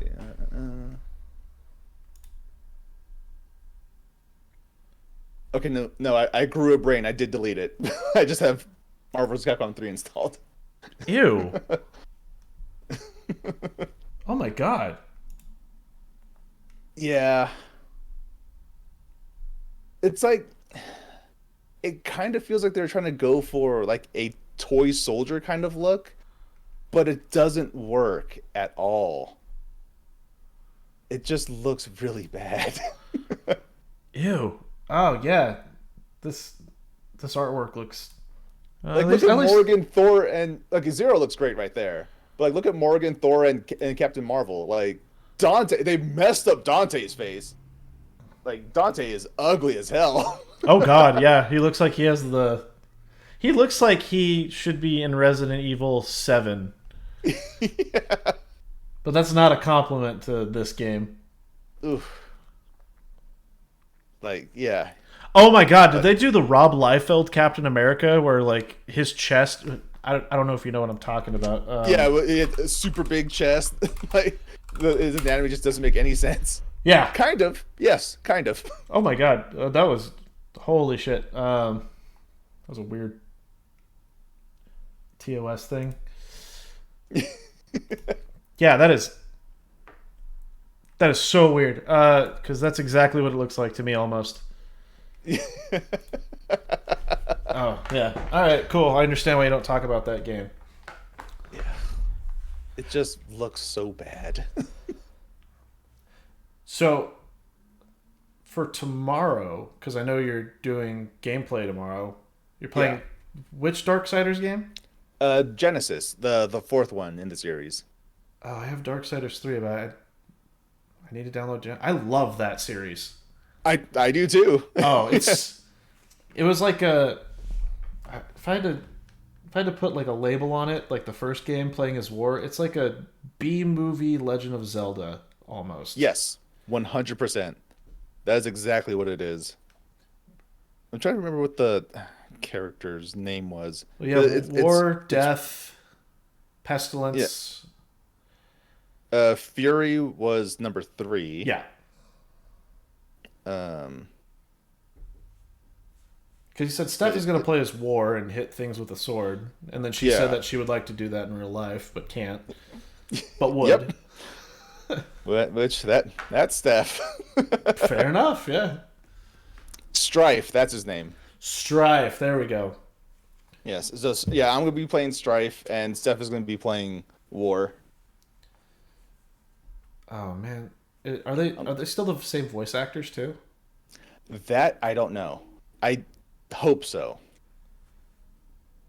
Is it a two-player game? Yes. Okay. Genesis is the only two-player game because yeah, first one with War, second one with Death, which Uh-huh. that one was more like what could you compare Darksiders to? It was more like a uh Kingdoms of Amalur. Oh, okay.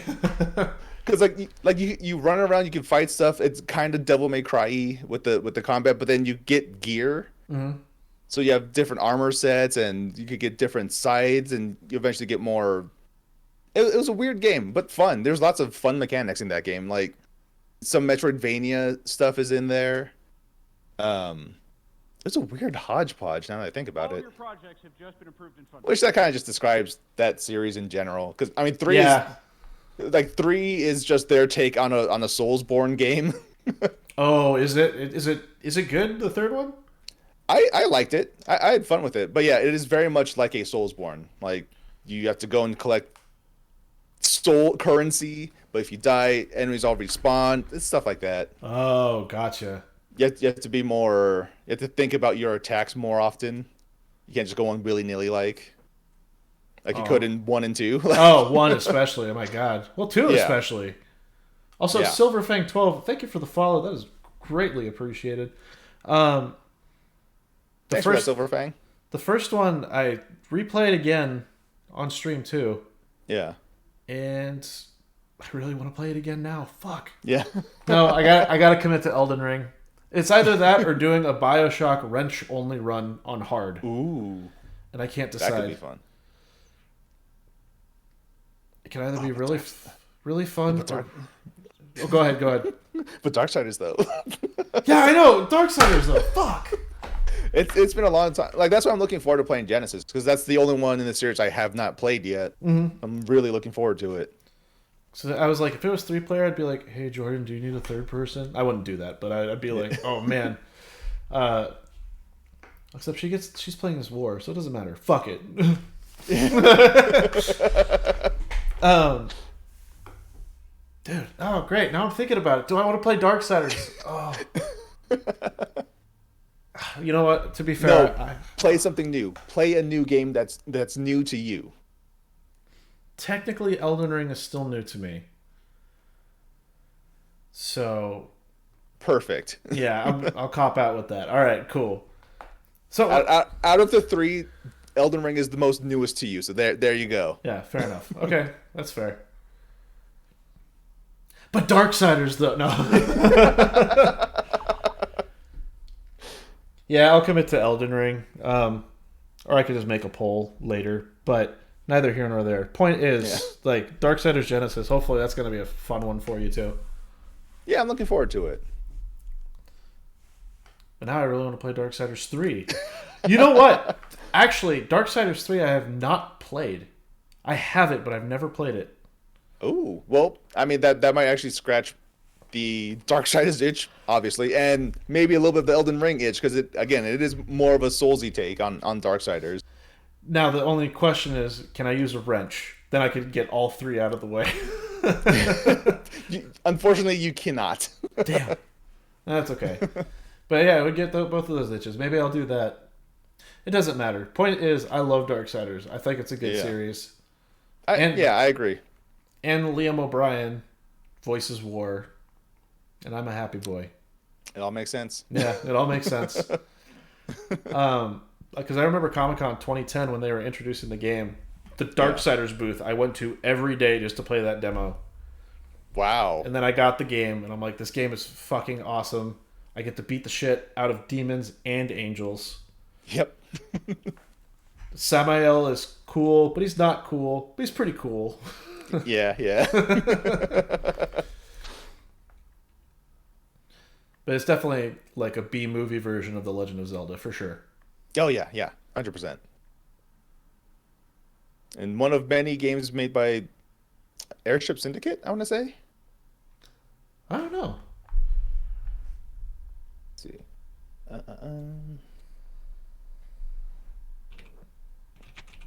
I don't. Yeah. THQ Nordic Gunfire. It's Gunfire Games. Oh no, Vigil Games was the first one. Then I think Gunfire Games, and then Airship Syndicate. Oh, didn't Visual go out of business? Or Activision. Yes. Activision at the time. Was it Activision? Fuck, I don't know what I'm talking about. Who was the publisher? I think it was Activision, but I could be wrong. Let me see. Also, folks, if you haven't already, and you're new to the stream, go follow Jordanisabear. Fucking do it. He plays video games and shit, and he has fun. Or don't. That's also fine. No, stop being humble. Stop being humble. Just for me. It's the year of small streamers. But yeah, go hit that heart. Go give a follow because that heart shows love.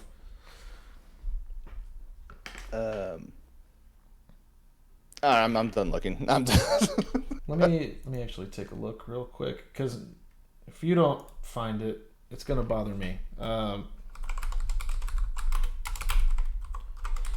think it was Activision. It was THQ. There we go. THQ. Yeah. Oh, well, that makes me feel a lot better. Yeah, THQ went out of business. That's right. Yeah, went out of business and then came back somehow as THQ Nordic. Oh, really? Yeah, no, they're back. What have they published? The other Darksiders 3 and Genesis, I believe. Oh, that makes sense. Yeah. Yeah, THQ is such a weird story. They went out of business, then came back in like 2016 or something like that. Like, but didn't the same kind of thing happen with Naughty Dog? did it? I think Naughty Dog went out of business. Fuck, man, I don't know all my publishers. Yeah. So I know Square Enix was Squaresoft, but I don't know if they just rebranded or what happened with that. They merged with another company called Enix. Oh. Yeah, so then that's how they became Square Enix. Enix was known for, I only know one game. It was called like Evolution. No, Evo. It was called Evo. Oh, Evo. Okay. Yeah, where you start off as like a creature in water, and you eventually grow legs, and you get on land, and as you continue the game, you evolve more and more. Oh wait, wasn't that Spore?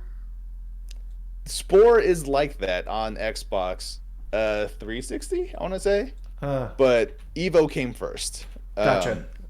It was a SNES game, I believe. Oh, okay. Yes. E.V.O. Search for Eden.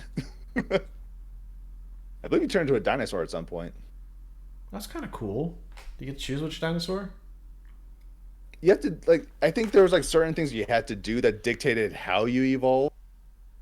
And that's actually pretty. It's a cool concept now that I think about it. I wonder what happens to that game. Yes, you do turn into a dinosaur apparently. So that's bitching. Folks, go get Evo. No. Yeah. I'll be a Triceratops for a moment. Okay. Sounds better. I could do it. Yeah. Because I remember Spore. I never played Spore. I remember being excited about Spore. LOL. Same here. But I from what I remember, the game ended up being kind of disappointing by the end. Yeah. Because like you have all these options, you could do this, and that, and then the game came out, and it's just like, well, no, we took that out. Yeah. Like they didn't really think much past the initial. You create your thing, and then now what? Because it ended up being like, oh, well, you go extraterrestrial, but you never actually get out of your ship to invade planets, from what I remember. You just stayed in your ship and you're like, this planet's mine now. It's like, that's fucking lame. So I wish you could make your spore creatures and have them go on a planet and then suddenly you're fighting the Zerg from StarCraft. That would be cool. Steph, I believe Spore was on PC and Xbox. Yeah, for sure on PC. Yeah. But it was always like the colonization part of the game where everyone's like, this is amazing. And then everything after that is like, nah, kind of goes to shit. Classic. It's a story of a lot of games. Yeah. Well, what was it? No Man's Sky, they did that too? Oh, yeah, No Man's Sky had a very, very rough launch. There was nothing. It was just lots and lots of nothing. You fly around in a empty. You can fight these randomly generated creatures. You just mine for some ore to make fuel for your ship. Then you fly until you get to the center of the universe. And then when you get to the center of the universe, it's a black hole. And you get sent to the edge of the universe. And you begin the journey again. Oh, no. Well, at least from what I hear, it's way better now. Yeah, like again, I played this game at launch. I experienced the whole nothingness of it, which it was fine. It was fun to play. I like survival games. That's what it is. So like Subnautica stuff too. Yeah, like you scan creatures. You learn about them in every new planet you go to that no one else in the universe has been to. You get to it becomes yours. Like discovered by Jordanisabear, like stuff like that. So in subsequent playthroughs or other people's playthroughs, they can find your planet that you discovered, and like that stuff was cool. It was just that was it to the game. There's nothing else there. But now you can build space stations. You can build full ass bases. Like it's so much more content in the game now. What's with developers just only giving part of a game, never the whole thing nowadays? It's so frustrating. Like a lot of it now, I think, is a symptom of services like Game Pass, because a lot of times it seems like games that premiere on Game Pass, it seems like the developers get the Game Pass money and then they're just like, well, we already got paid, so let's just put out the game. Like, and then you just get just bullshit games, and then the company doesn't suffer because they already got paid. They can't sell the game because it's already on Game Pass. So it's like, Because right now on stream, I've been playing Mass Effect 3. Yeah. And BioWare, they kind of did the half game sort of thing. Like they gave a full game, but it definitely wasn't, considering the DLC that came later. Yeah. Equated to $60, so a whole new game. Yeah. That being said, I'll give them credit. They went through fucking hell during the development phase for that third game. Yeah. Because they lost their best writer, Drew Karpyshyn, who went to Star Wars The Old Republic. That went well. They lost, and they were rushed at the end of it. And they're like, oh, here's the concept colors for the end of the game, just to kind of give you a different feel of the endings. These colors are meant only for this alpha phase. They're like, perfect, put the colors in. They're like, the fuck? You serious? What if we don't give you an ending that satisfies all the choices you made? But at least the journey was fun. Yeah. Oh, man, the Mass Effect 3 controversy was fun from watching it from the outside.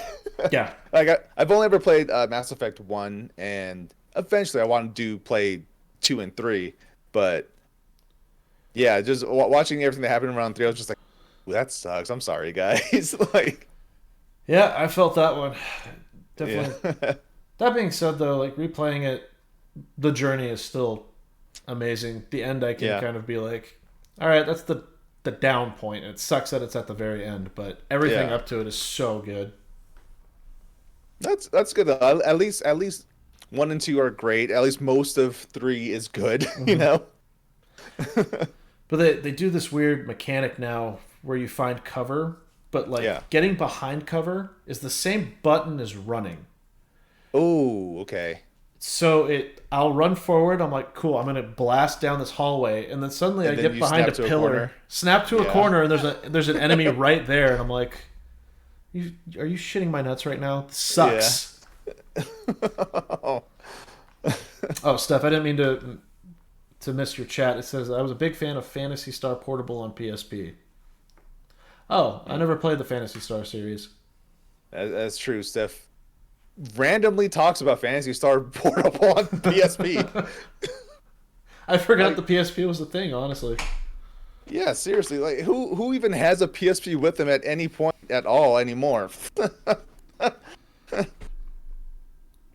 Not you. It's actually the Metal Gear Solid Peace Walker PSP. Oh, really? I can't. Yeah. I can't see it. It's camouflage. So you That have was to the- look yeah. really close. Yeah. Oh yeah, yeah. I saw the PSP logo, but I didn't see anything else.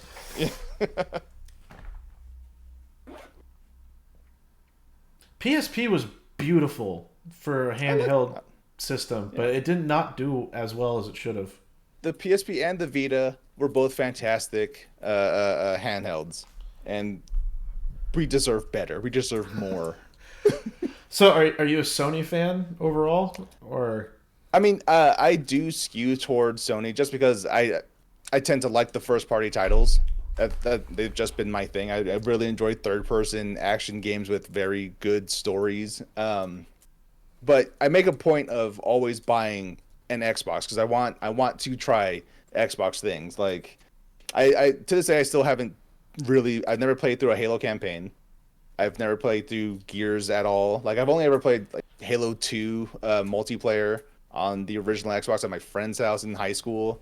I played some of Halo Infinite because it came out for free, it was fun. But I'm just like, I can play other things now. Like Yeah. I don't understand the appeal of Halo yet. I do want to get around to playing it. I've watched a lot of Red versus Blue, but I've never played Halo. Like well, if you ever go through the campaign, so they have the Master Chief Collection, which that's a Yeah. whole mixed bag. But it was interesting them trying to remake Halo 1 or remaster it, I should say. yeah. And the hitboxes completely change. Really? And it's so fucking frustrating. So you could change the graphics to original Xbox to the remaster, but sometimes there's one level called the library. Yeah. Oh, I played it on normal, and I kept dying because the hitboxes were that rough. Yeah. Then I go up to Halo Jeez. 1, and I'm like, oh, I know exactly where to shoot. It's perfect. If you play... Oh God, Steph, throw away that battery and just order a new one from Amazon. Yeah. It says, I open case, my battery is the TF up. The fucked up. Halo 2 will be frustrating when you get to the brutes because they have one weak point, but you Yeah. have to hit that weak point twice, and they are bullet sponges, Oh, and they're okay. very chaotic. I Yeah. wish it was just like your enemy is running at you. It's just like, and you're like, oh my god, Yeah. this is normal mode. And Halo 3 is probably my least favorite story-wise, but by far the best gameplay. Oh, okay, okay. And the Halo... I heard good things about Reach, and I heard good things about like the exploration in Halo 4. Reach is really good.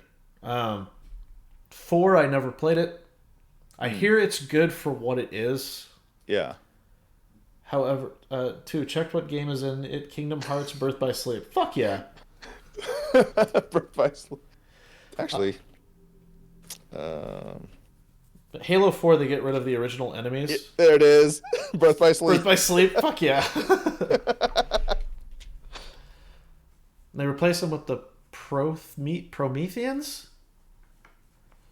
And it's just like Prometheans. they just feel like a mechanized enemy. Yeah. Okay. Yeah. Are Like, you... Oh, go ahead.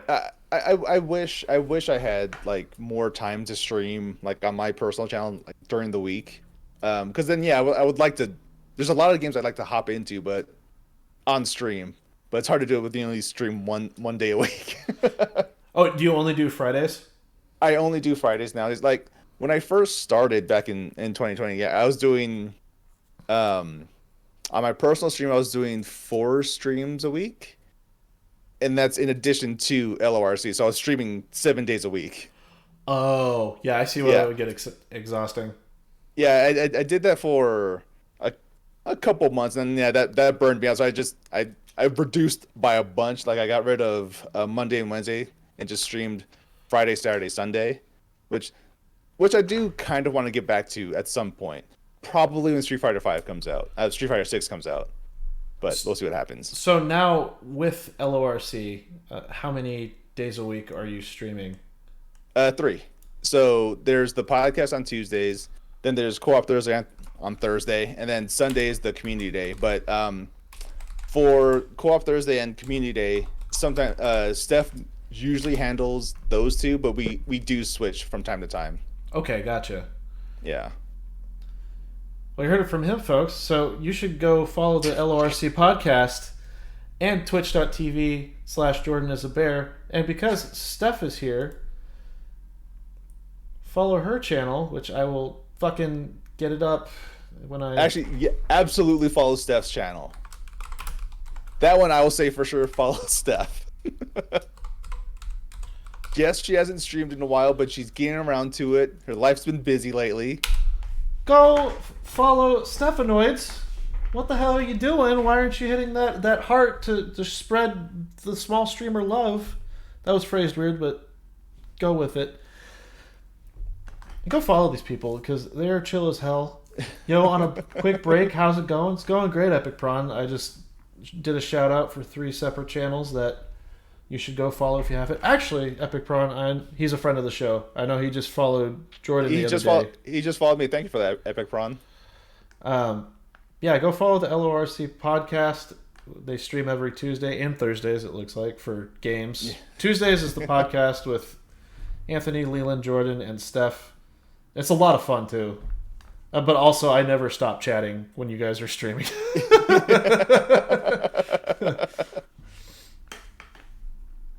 So I feel like it's man, I don't... Anthony is clever. Yeah. He's clever. Leland is the boomer you want on your side. He's fucking hilarious. I think he needs to hear that more often. He does. He really does. Steph loves otters, and she's fucking cool. And then Jordan's here. Yeah. Steph is the heart of the show. Like, to be fair. That to be fair. To be fair. To be fair.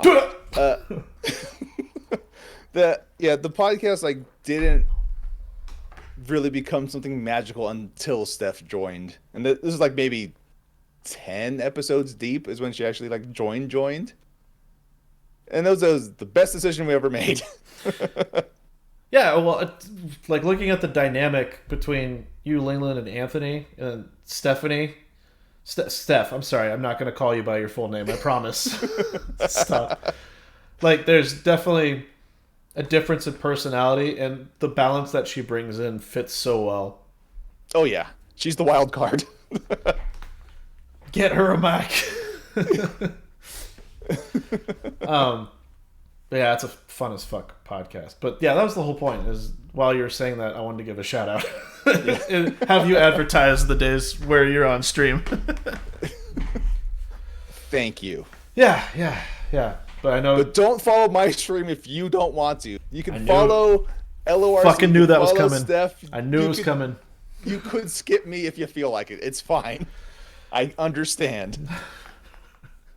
But these are the days I stream. Hashtag humble brag. You don't need to.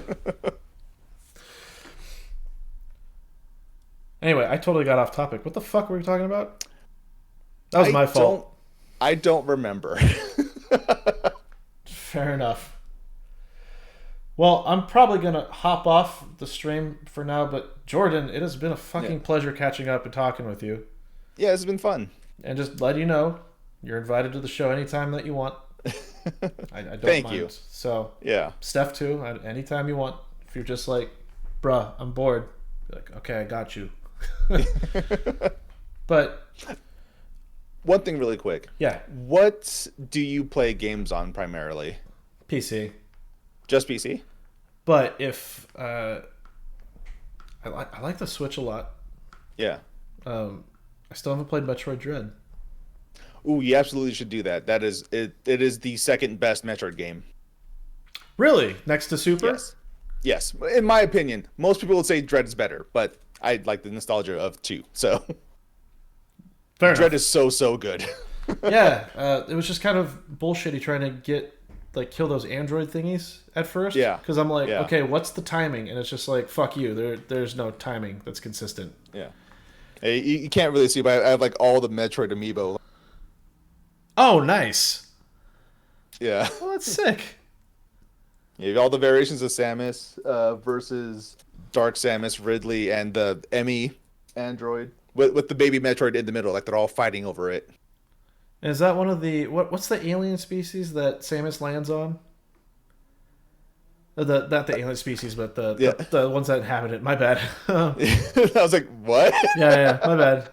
Like Planet Zebes or Zebes, however you want to say it. Zebus and isn't like there a specific alien species?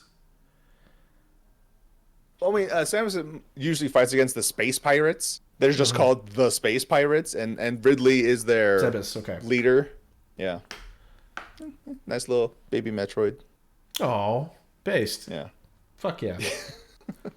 I enjoy the Switch a lot. Yeah, I think it is Zebus.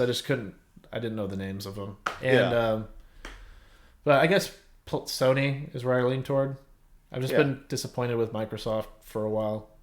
Oh no, I have to. Again, I own an Xbox. My Series S is right here. I've been very disappointed with the Xbox. I'm hoping with this developer direct that they're doing later this month. I'm hoping they actually give us release dates for games that have been in development for almost 4 years at this point. God damn it, Sony. Not Sony, Microsoft. I'm doing it again, Yeah. where Yeah. I'm mixing up all my words in nonsensical sentences. Yeah, I've just been so disappointed with. I almost got an Xbox just to play Halo, but then I learned that Yeah. you could get the Master Chief Collection on PC, Yeah. and I'm like, Yep. PC Master Race, personally. But, Yeah, if you do not want to get an Xbox, yeah, just get Xbox Game Pass Ultimate, which gives you Game Pass for PC, and just play the games there. Like, again, the main reason why I even got an Xbox is one, to show that I'm not that biased. I will put down money for these things because I want Xbox to succeed, so we get more games. I just like video games. right. But yeah, also sometimes it's just easier to stream, have my computer handle the stream, console play the game, so I don't really have to think about many things. But I ask what you play on, just in case sometime down the line if you want to do some gaming collabs. I want to know what you have. Oh, so dude, fuck I have yeah. I have everything. So Fuck yeah. Also, Epic Prawn just answered it. Chozo, that's what I was thinking of. oh yeah, Samus was raised by the Chozo. Yeah. Gotcha. But no, I'd be totally down. Whatever. Just let me know. Be like, I want to play a game. And I'll be like, cool, I'll get it. But it's I usually gravitate towards Sony. If I could play Bloodborne on PC, like I know I could do it on PS5 and stream it, but if I could play it Yeah. on PC, I would be such a happy man. Just give us 60 FPS for Bloodborne, please. That's all. That's all we're asking. 60 FPS. Bloodborne on PC. That's it. Like, Okay, I said that I was going to end this, but apparently not. Yeah. What do you think of the Bloodborne story? Just in general, like what do I think the story is? I know it's an or question, but yes. I like the story of Bloodborne just in general. I like the idea of there being this contamination in blood that people are just somehow addicted to, and that this blood all stems from these otherworldly beings, and it's all kind of about mind control and stuff like that. I enjoy that about it. I like how cosmic horror it is. Because Bloodborne, so I hadn't played it until a year ago, actually. I didn't wow. play it when it came out. I didn't have Yeah. access to any of those gaming systems at the time, and it was a Yeah. PlayStation exclusive. Still is, but Yep. Still is. I played it in 2021. But before that, like 2015, 2016, I looked so deep into the interpreted lore, like Vadi Vidya, other channels like that stuff. Shout out to Vadi. Oh He's yeah, not watching. yeah. Watch, he just like gets into the chat. He's like, "I heard my name." But the Bloodborne lore, I was so captivated by it because it's just like, well, we're getting the blood from the great ones, and it has healing properties. We should use it. And then freaking, so that was Lawrence. But who's the headmaster of the academy? There's Lawrence and then school. Oh, shoot. Oh no! Oh no! School of Mensis leader. No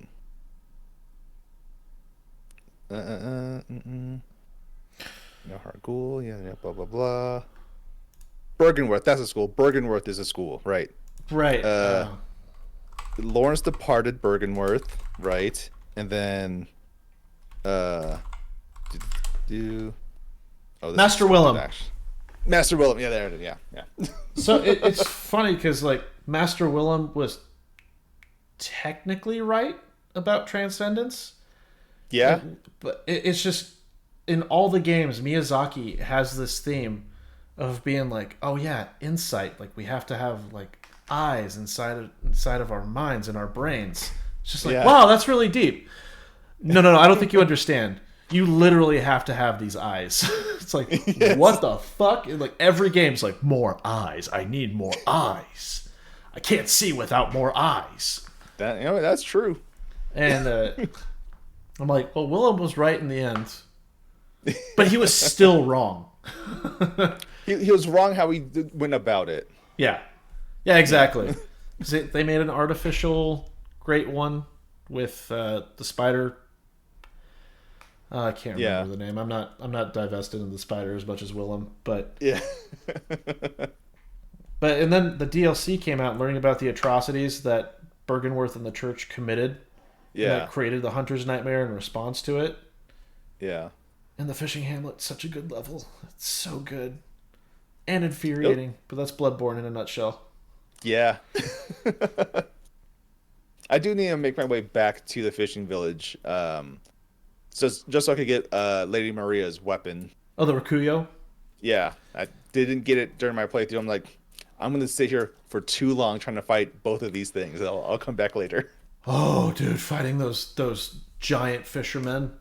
Yeah. Oh, I can't believe I finally did it one time, but that was infuriating. Yeah. I forgot what the secret is. Oh, there's one of those blades that you could throw at those giant fishermen, and it has them aggro against other enemies. And I don't remember what it is. But that's what you use. Huh. Or you I just did not know that. Or you just do it the way that you and I probably did it, the hard way. Try to tank through it. Yeah. Me with my 2 hits and I'm dead no matter what. Yeah. Oh man, those were infuriating because I'd get so close. But even just the path to get to the well, you're like, I'm almost there. Oh, good. There's a sorcerer who hit me from 50 feet away, and somehow I aggroed him. Yeah. Yeah. Oh, I fell down the well, and now I'm dead. Oh, all the blood gems or Blood whatever. echoes. Blood echoes. Gone. I just call them souls. They're just souls. Yeah. I almost called them blood souls, but I mean, it's not far off. Yeah. Oh, yeah, but point being, I got so deep into the lore of Bloodborne, and Yeah. Eileen the Crow is probably my favorite character, but Ludwig is almost there. Fair. Because he was the guy who was like, no, I believe in what the church is doing. I'm actually a good dude. Yeah. And then he turned out to be a beast. For when you play Elden Ring, just know that Blythe is my boy. Blythe. That's all. Is that the wolf guy? Or is Yes. that someone? Dude. Okay, I got to him. Fucking. He's my boy. He's sick. my boy. Oh. He's going to be one of the first characters I try to find. Do and it. you have to trigger him before you go to not Godric, but the first main boss of the game. You don't have to. You like.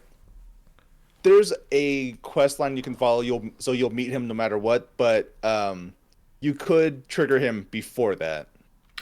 Before you fight Godric and all that stuff. Okay, your opinion. Godric easier during the second phase when he gets the dragon arm. Yeah,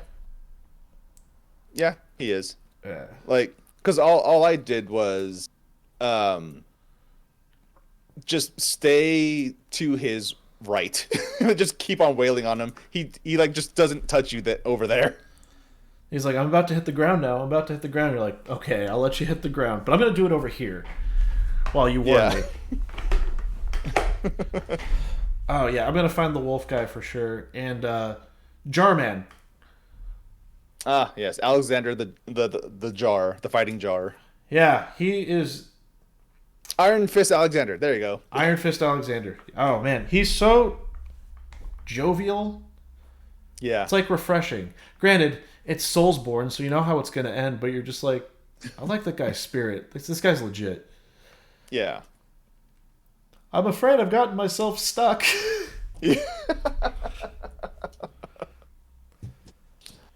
All right, I should probably go as well.